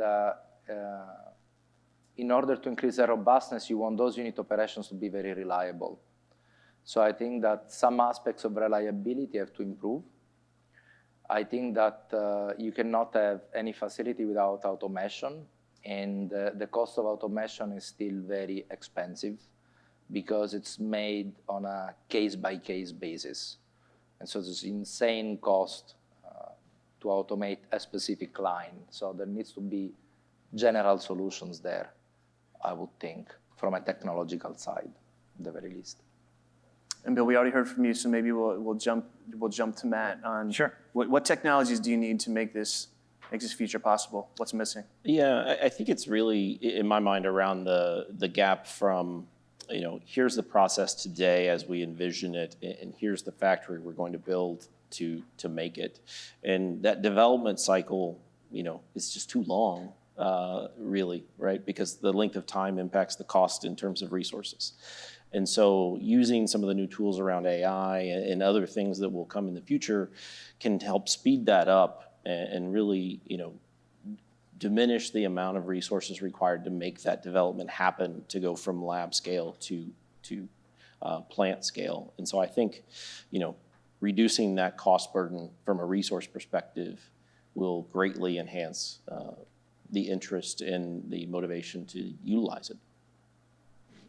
Bill, I will give you the final word here if you'd like. Go ahead. Well, I think these are really all good points, and the time to market, if you will, that the cost, with the development process is one. But I do think really understanding process control here, and you ultimately get a license to operate the process within the process design. And by definition, if you do that, the product is acceptable as well. So making sure we understand the controls like that, and getting more efficient with it. Time from development to on market would be the huge savings we could make. Everyone, let's thank our panelists, Dr. Adamo, Bill Foley, Dr. Hancock. Thank you so much. Now we'll take a quick break, and we'll reconvene at 10 a.m. The topic of the second panel here today is molecule selection criteria. So in the first panel, we highlighted the technologies and processes to consider for addressing the administration's call to action in the bold goals paper that we've referenced a few times now. But as I think we are all aware, most APIs are not equal, and they do not all carry similar urgency. For example, some molecules are complex, and even if they are vital, the technology may not be available to restore them immediately. And manufacturers must answer critical questions like, where are the raw starting materials sourced? How much do they cost? Can a single molecule be used for multiple drug products? Manufacturers must have a process to evaluate and prioritize which molecules carry the most urgency and drive us towards sustainability. But where to begin? In this panel, we will consider these questions and the fundamental considerations of the molecule selection process. So before we begin, let me remind you that I am a chemical engineer and not an organic chemist. but I will do my best to keep up if this discussion gets too technical. Now, let me introduce our esteemed panel. First, we have Dennis Hall, Vice President, Advanced Manufacturing Technologies at the U.S. Pharmacopoeia. Dennis leads a team focused on identifying and deploying advanced manufacturing and analytical technologies in the biopharmaceutical industry. His work encompasses standards, R&D, consulting, and government-sponsored supply chain solutions. With a key leadership role at USP since 2001, he's been instrumental in strategy, marketing, and global expansion for product development. Dennis, thank you for joining us. We have Kyle Holting, PharmD, Senior Clinical Manager of Drug Information and Drug Shortages at Vizient. Dr. Holting is a Senior Clinical Manager of Drug Information and Drug Shortages for Vizient's Center for Pharmacy Practice Excellence.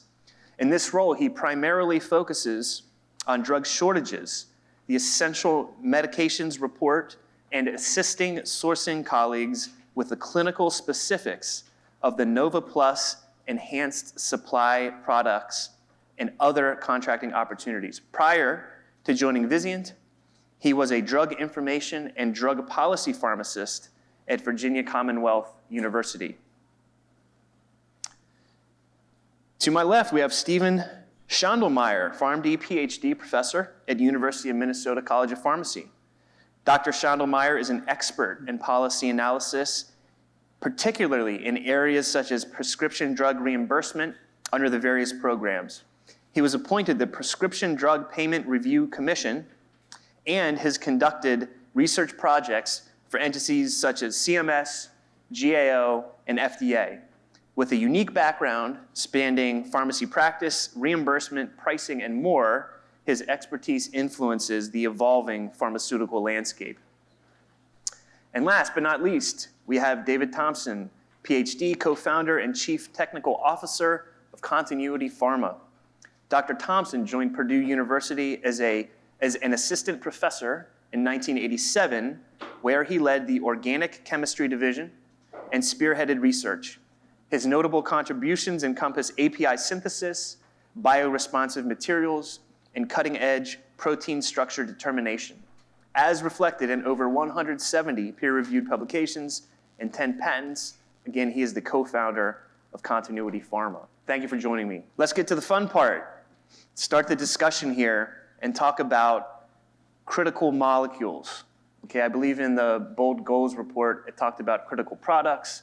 Obviously, a critical product is going to need to have a critical active ingredient and a critical molecule associated with it. But how would you define or determine what is or isn't a critical molecule? For this one, maybe we'll start with Kyle. Sure. Yeah, I'll interchange a little bit critical molecule with critical medication here and there, but critical molecules are those utilized for life-sustaining therapies. They're deemed necessary or essential for patient care. Back in early 2019, through some of Vizient's work, we were analyzing and surveying members to understand how drug shortages were impacting them. As part of that, it became apparent that roughly only a third of our member hospitals had a list of what they deemed to be critical medications. So from that, in January 2020, right at the beginning of the pandemic, we were able to publish our first essential medications report. And again, this was highly utilized on the front lines to really focus resources, inventory management for those critical life-saving medications. The way that we've defined essential medications, critical molecules, is essential medications are those, if not available, would prove the greatest threat to a hospital's ability to provide immediate and high-quality patient care. And you can further categorize these, sort of further subset them down. You can do acute treatment, so those life-saving medications used in those critical care moments, so amiodarone, atropine, for example. You can take a step further and look at chronic treatments. A great example would be the ingredients for total parenteral nutrition. These are required for patients that are unable to take food orally. Without these, their morbidity and mortality is unfortunately highly worse or lessened, and the outcomes, unfortunately are not great. You can take it a step further to high impact. So what are those therapeutic classes or alternatives where if we see a shortage or a supply constraint with one, you can potentially see a domino effect with others. So thinking through some of our opioids, fentanyl, thinking through organ rejection medications like tacrolimus. If that becomes unavailable, you're going to put pressure on other lines and other medications down the pipeline. And then the last four, just briefly, pediatric impact. So there are certain medications that, when they are unavailable, have a disproportionate effect on our pediatric and neonatal populations. So we've seen aminophylline, terbutaline, sildenafil, great examples. Antibiotic resistance. So we've seen instances where the antibiotic resistance is increasing in the US, and what medications do we need to have available to treat those hopefully rare but life-threatening bacterial infections. Antidotes sort of goes without explanation, those reversal agents that are needed in the times that they are.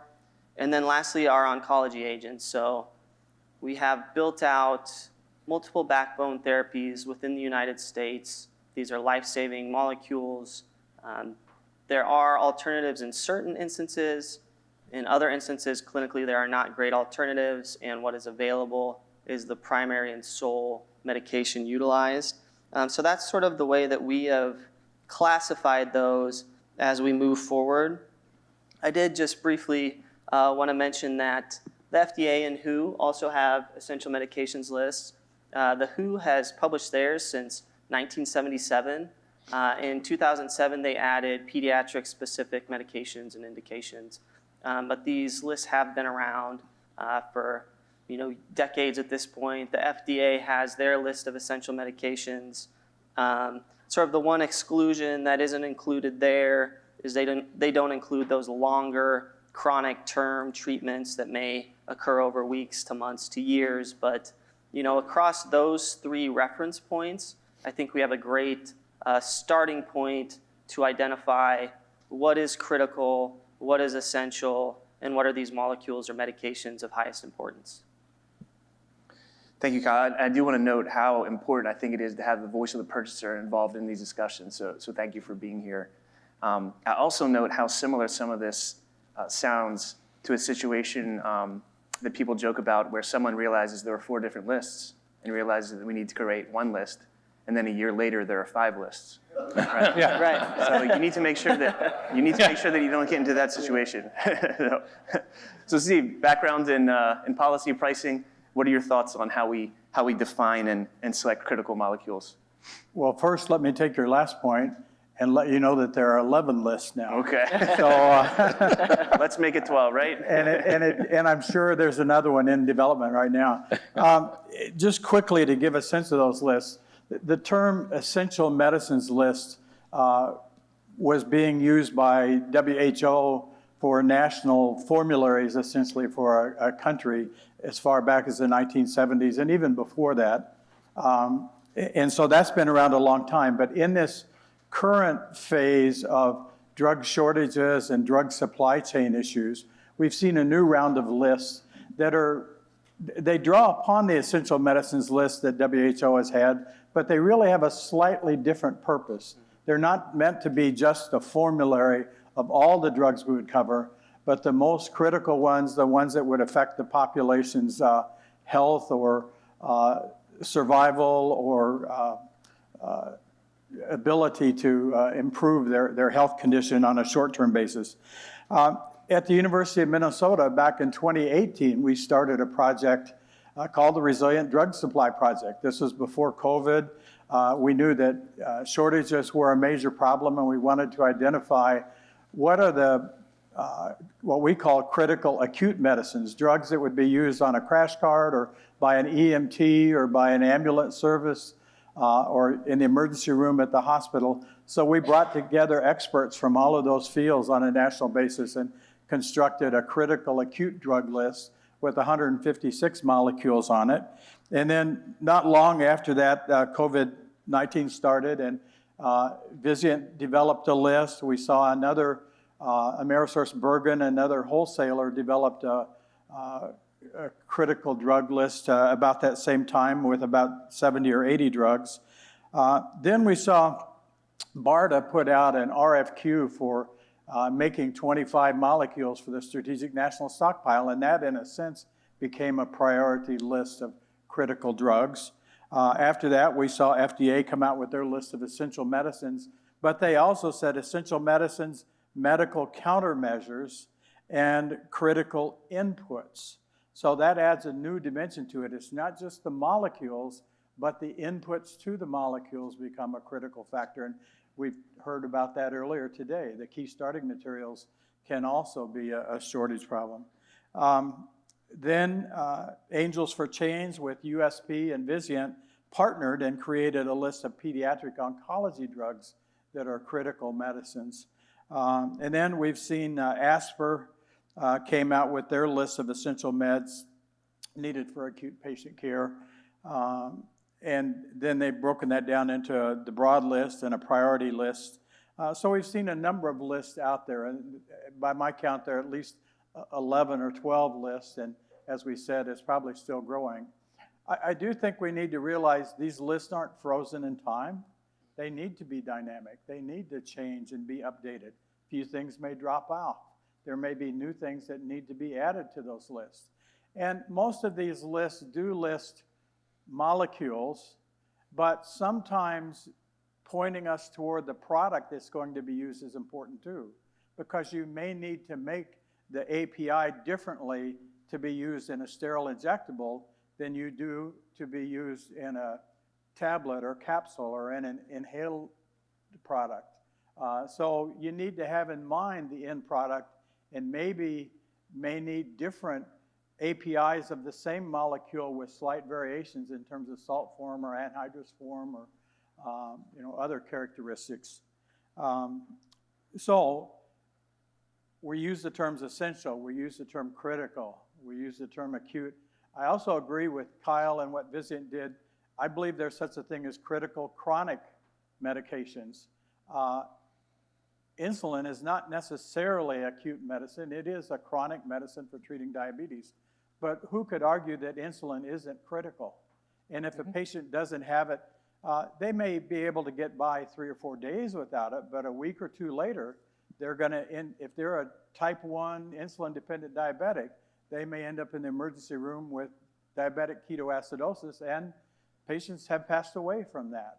So there are critical chronic medications, I think, that are important as well. Epilepsy drugs, asthma medicines, others that, antihypertensives.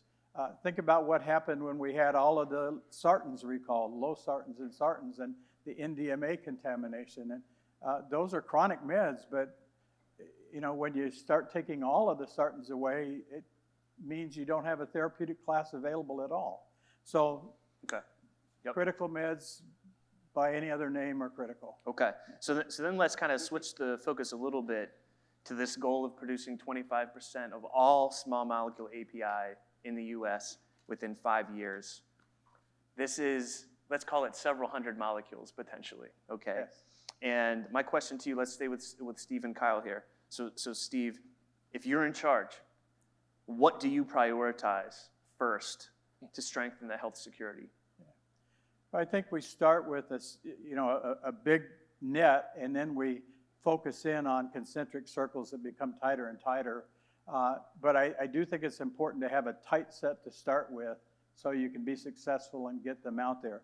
So the broad net, there may be 2,000, 2,500 small molecules on the market that are important. So that means if we're counting by number of molecules, that we're talking about 500 or 600 molecules or 25%. I would count the 25% as number of molecules, or even if we can use IQVIA data and other market data and estimate the number of daily doses in the market, I would do it by daily doses, and 25% of the daily doses made in the US as API. I wouldn't do it by dollars. The problem with using dollars to measure drugs and how we count them is brand name drugs are 10 or 12% of the market in terms of prescriptions. They're 70, 80% of the market in terms of dollars. So it's going to skew us toward the brand name side. And really, shortages can be a problem with brand name drugs, just ask Wegovy and Ozempic, but it's not the main problem. The main problem we're focused on here is small molecules and generic older medications. So I would measure it by a quantity measure, number of molecules at a minimum, but I'd also target toward daily supply. Then we need to ask ourselves, which molecules out of that 2,500 molecules that are on that list, which molecules are only made in one source in the whole world? And there are some. We have a number of molecules that are only made in one place in the entire world. So we need to identify those and then even narrow that list. And which of those countries where a molecule is only made in one place, which of those countries are most risky for either political reasons or lack of quality control, lack of ability to inspect effectively the facilities, which we have those issues. So I would focus in on products being made in one facility, because if that facility goes out, either for business reasons or political reasons or for whatever reason, the world is without that drug. And so I think that's important to know where products are made. So concentration is an issue. All of it being made one place. Then I think we also need to be aware of molecules where greater than 70% is made in one place, or even greater than 50, or even we find in the US market greater than 30%. If one player goes out that makes 30% of the drug, and there are only one or two other players, they may not be able to make enough in the short run to deal with the shortage. So we need to have these lists of where the molecules are made and which ones have 30% share, 50%, 70%, and prioritize based on that. Next, we need to look at our list of molecules as we narrow it down from the perspective of their therapeutic value. What contribution does this drug make to physicians and pharmacists and nurses who care for patients? And are there any alternatives? Some drugs have nice alternatives in the market, and that's fine. We don't have to worry about them quite as much. But some drugs have absolutely no alternative in the market therapeutically. And if it's for a very severe life-threatening condition and there's no alternative, it gets higher on our list of priorities, because if we're without it, it causes more harm. So uniqueness. We also need to be aware of the pipeline of new drugs that are coming and work with FDA, work with the companies, and there are sources you can find to look at drugs in the pipeline and in clinical trials. And is there a new therapeutic category coming along that's going to totally make obsolete other drugs? Like the drugs for hepatitis C kind of made other drugs obsolete when the hep C drugs came along because they were nearly curative. So we need to be aware of the pipeline.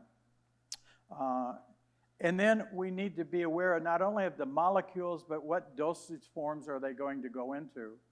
By and large, the drugs in short supply have been sterile injectables.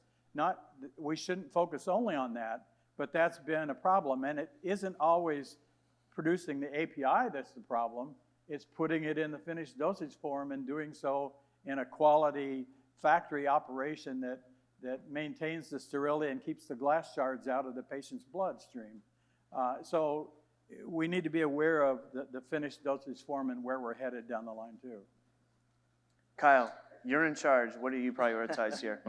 I'll just add to the points just made.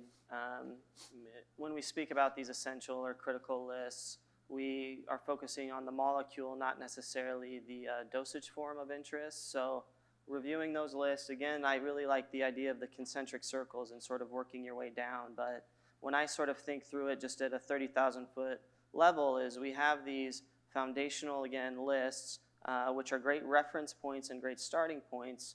From that, analyze what dosage forms are the most impactful clinically, meaningfully, total doses administered in the US per day. And then from there, really it's looking at supply constraints and drug shortages that we've seen in the past. I think that's a great avenue or focus that we can follow to understand where there's the highest need currently.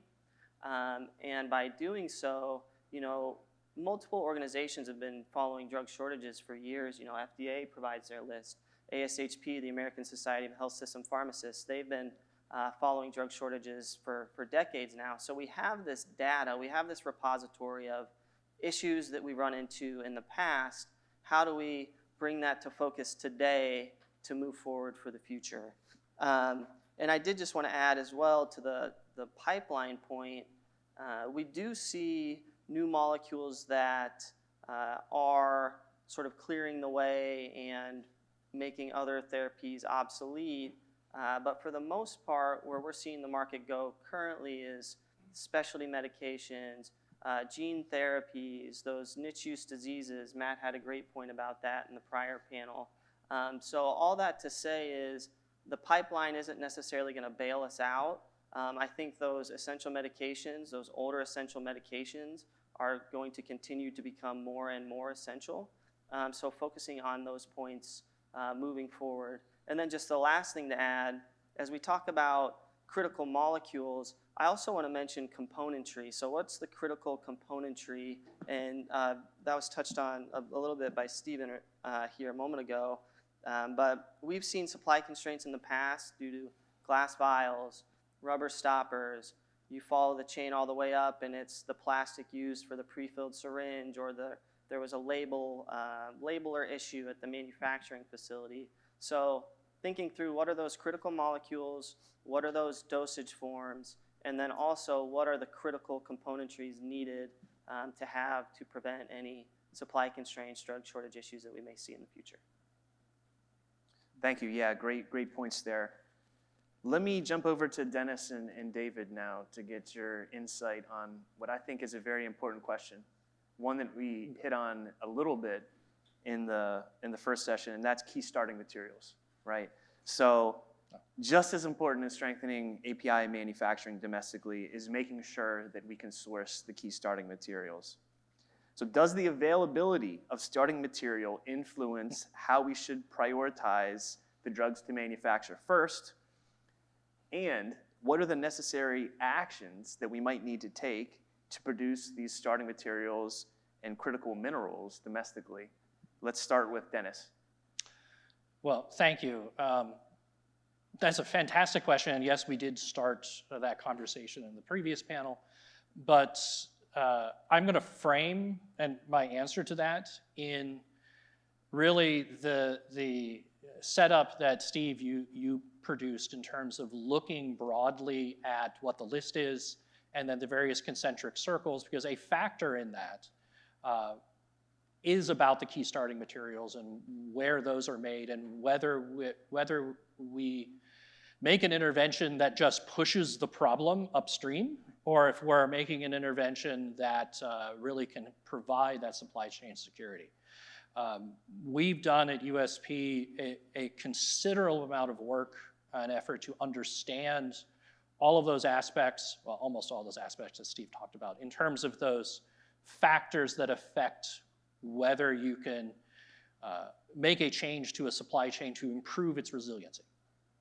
The key starting materials in particular have been absolutely fascinating. And I believe it was said in the previous panel as well that the US being a net exporter of the key building blocks associated with making the key starting materials for API production, but yet we import back into the key starting materials. And so that particular problem and that gap is something that we've been looking at with partners at VCU around how one might take that same flow technology that's used in the petrochemical industry and what we're trying to do here in API and see if there are solutions to bridge that gap. Sometimes there are, sometimes they're not. But it's a work in progress in terms of figuring that out. But if I were then to take that back to the decisions around what molecules to start and which ones to look at, having the key starting material analysis of not just what's available, but also then layering the various chemistries and engineering that is necessary to make those particular key starting materials, and whether that is economically viable is also a key aspect, in that analysis. So. Yeah, I'll pick up on the last point there, that the key starting material that you may need is needed for a particular route. And most of these legacy agents may have as many as half a dozen different pathways, each of which is going to require a different family of key starting materials. So I think that's one of the challenges really is figuring out, okay, where is the sweet spot in terms of the key starting materials we want to focus on. And I guess extending that thought a bit more, I think there's a huge opportunity in figuring out how to, and this connects with an idea that came up in the last panel, of doing biologic transformations to whether it's engineering nicotiana to produce, in tobacco, basically a scaffold that's going to be found in multiple drugs that are in this set of concentric circles, or there are lots of organisms that could be genetically engineered to make the materials we need so that we're not reliant on oil and other more, fungible sources. The other way I view this is an opportunity really to recreate some of the pathways, because when we think in terms, or if we let ourselves fall into the trap of thinking that we're just going to take the batch process and polish it up, make it more efficient, but not change the chemistry. The chemistry is, in many cases, could be a century old. We have better methods to do bond constructions. And so that's where I think there's really huge opportunities. Now you have new tools to make the target, and that may require a different set of key starting materials. So I think there are multiple technical challenges, but I view them as opportunities for really pushing towards essentially greener production by use of either biologic expression or directed evolution that may create an enzyme that you really need to make a key starting material. It's a really good point. Can I go off of that?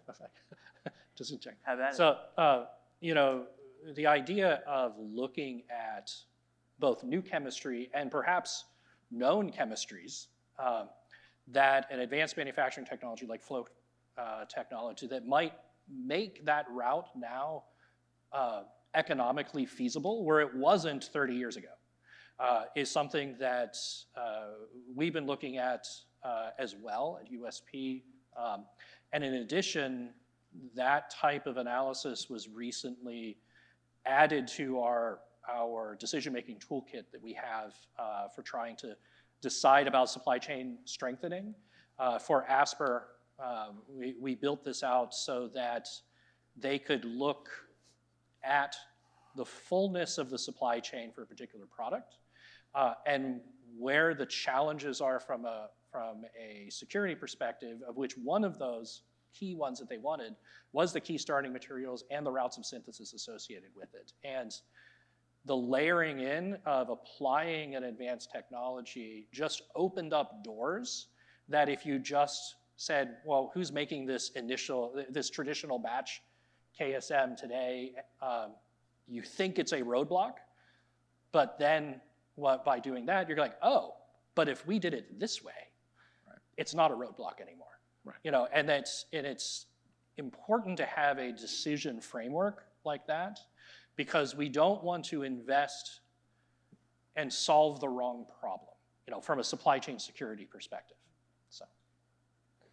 So yeah, actually, if I can, just lock yourself, if you do get fixated on a route, now you're putting yourself at risk. Yeah.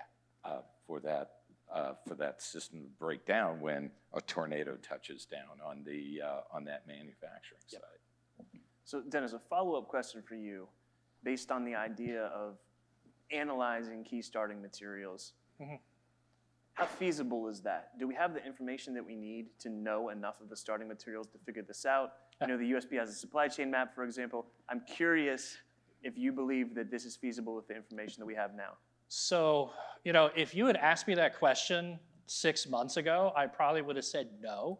But since we just went through this work to build out this particular part of the toolkit, it's surprisingly yes. You know, I'm not saying it's easy. It's actually really, really hard. But there is significant data both from an economic trade perspective. So if you want to look at the actual trade data, you can get down to actual molecules. The US is fantastic with providing very, very specific information about what molecules we're bringing in, what molecules we're exporting,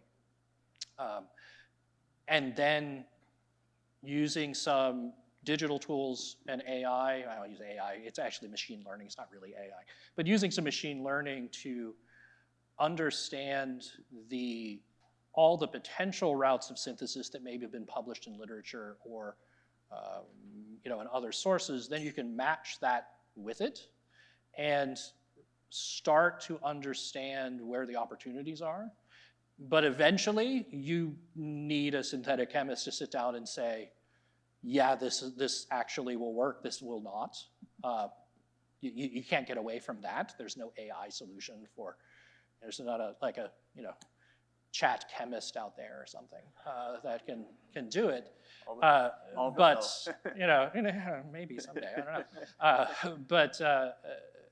And then bringing in experts like yourself, where then it's not just the traditional synthetic chemists, it's the synthetic chemists that know flow technology and some other ways of making a product differently that is needed. And so I say we can do it. If I were to channel Laura from last night in the dinner we had, just give us a list.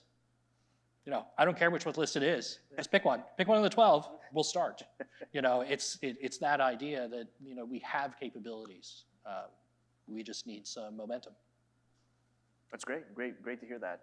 So we talked a little bit about the molecules, and we talked a little bit about the starting materials. So let's talk about the actual process.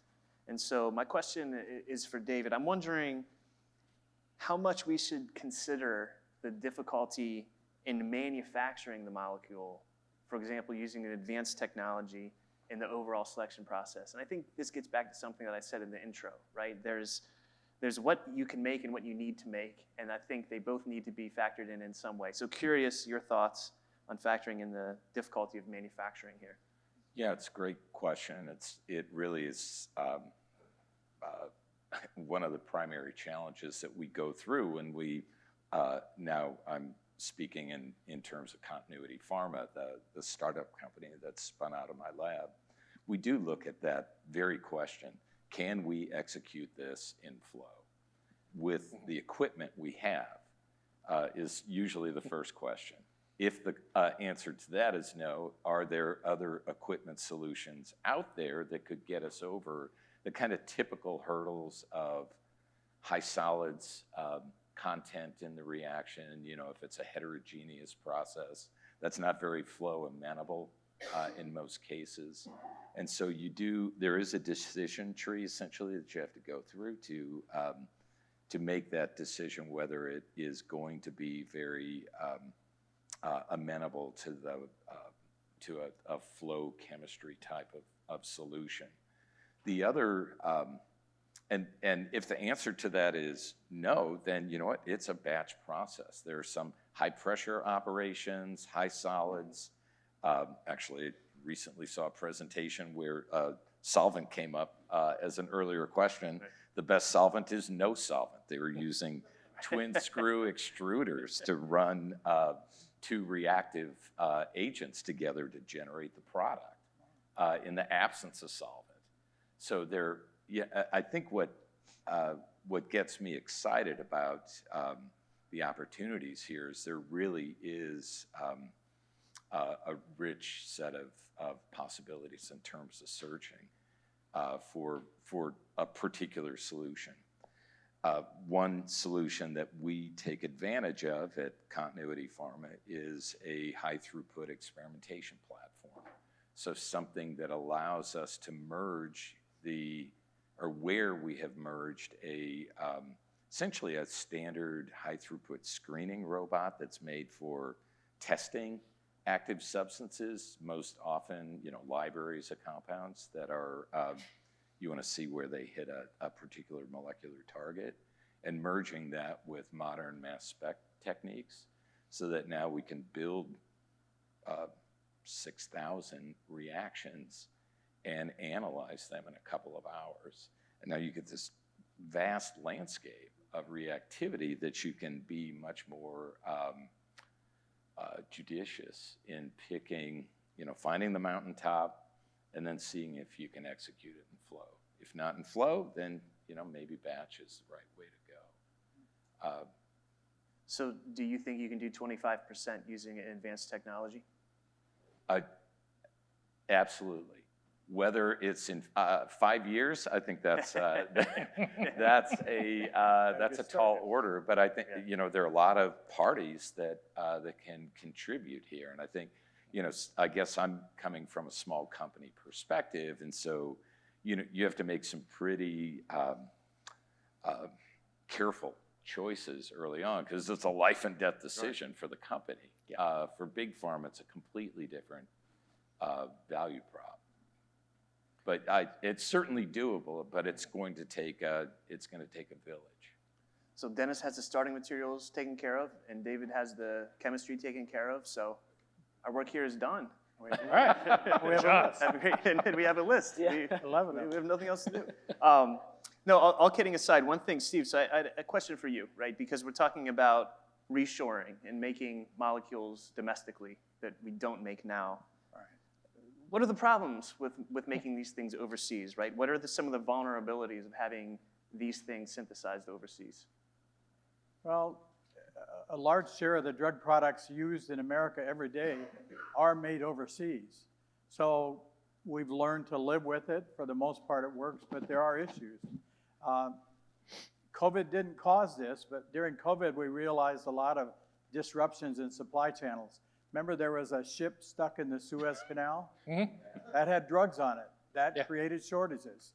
Remember, the port in Los Angeles had 40 ships waiting to come into harbor? Those had drugs on them. There were shortages because of that. There were plants closed in China because of COVID, and for a month, 2 months, and that caused shortages. Remember the contrast media issue.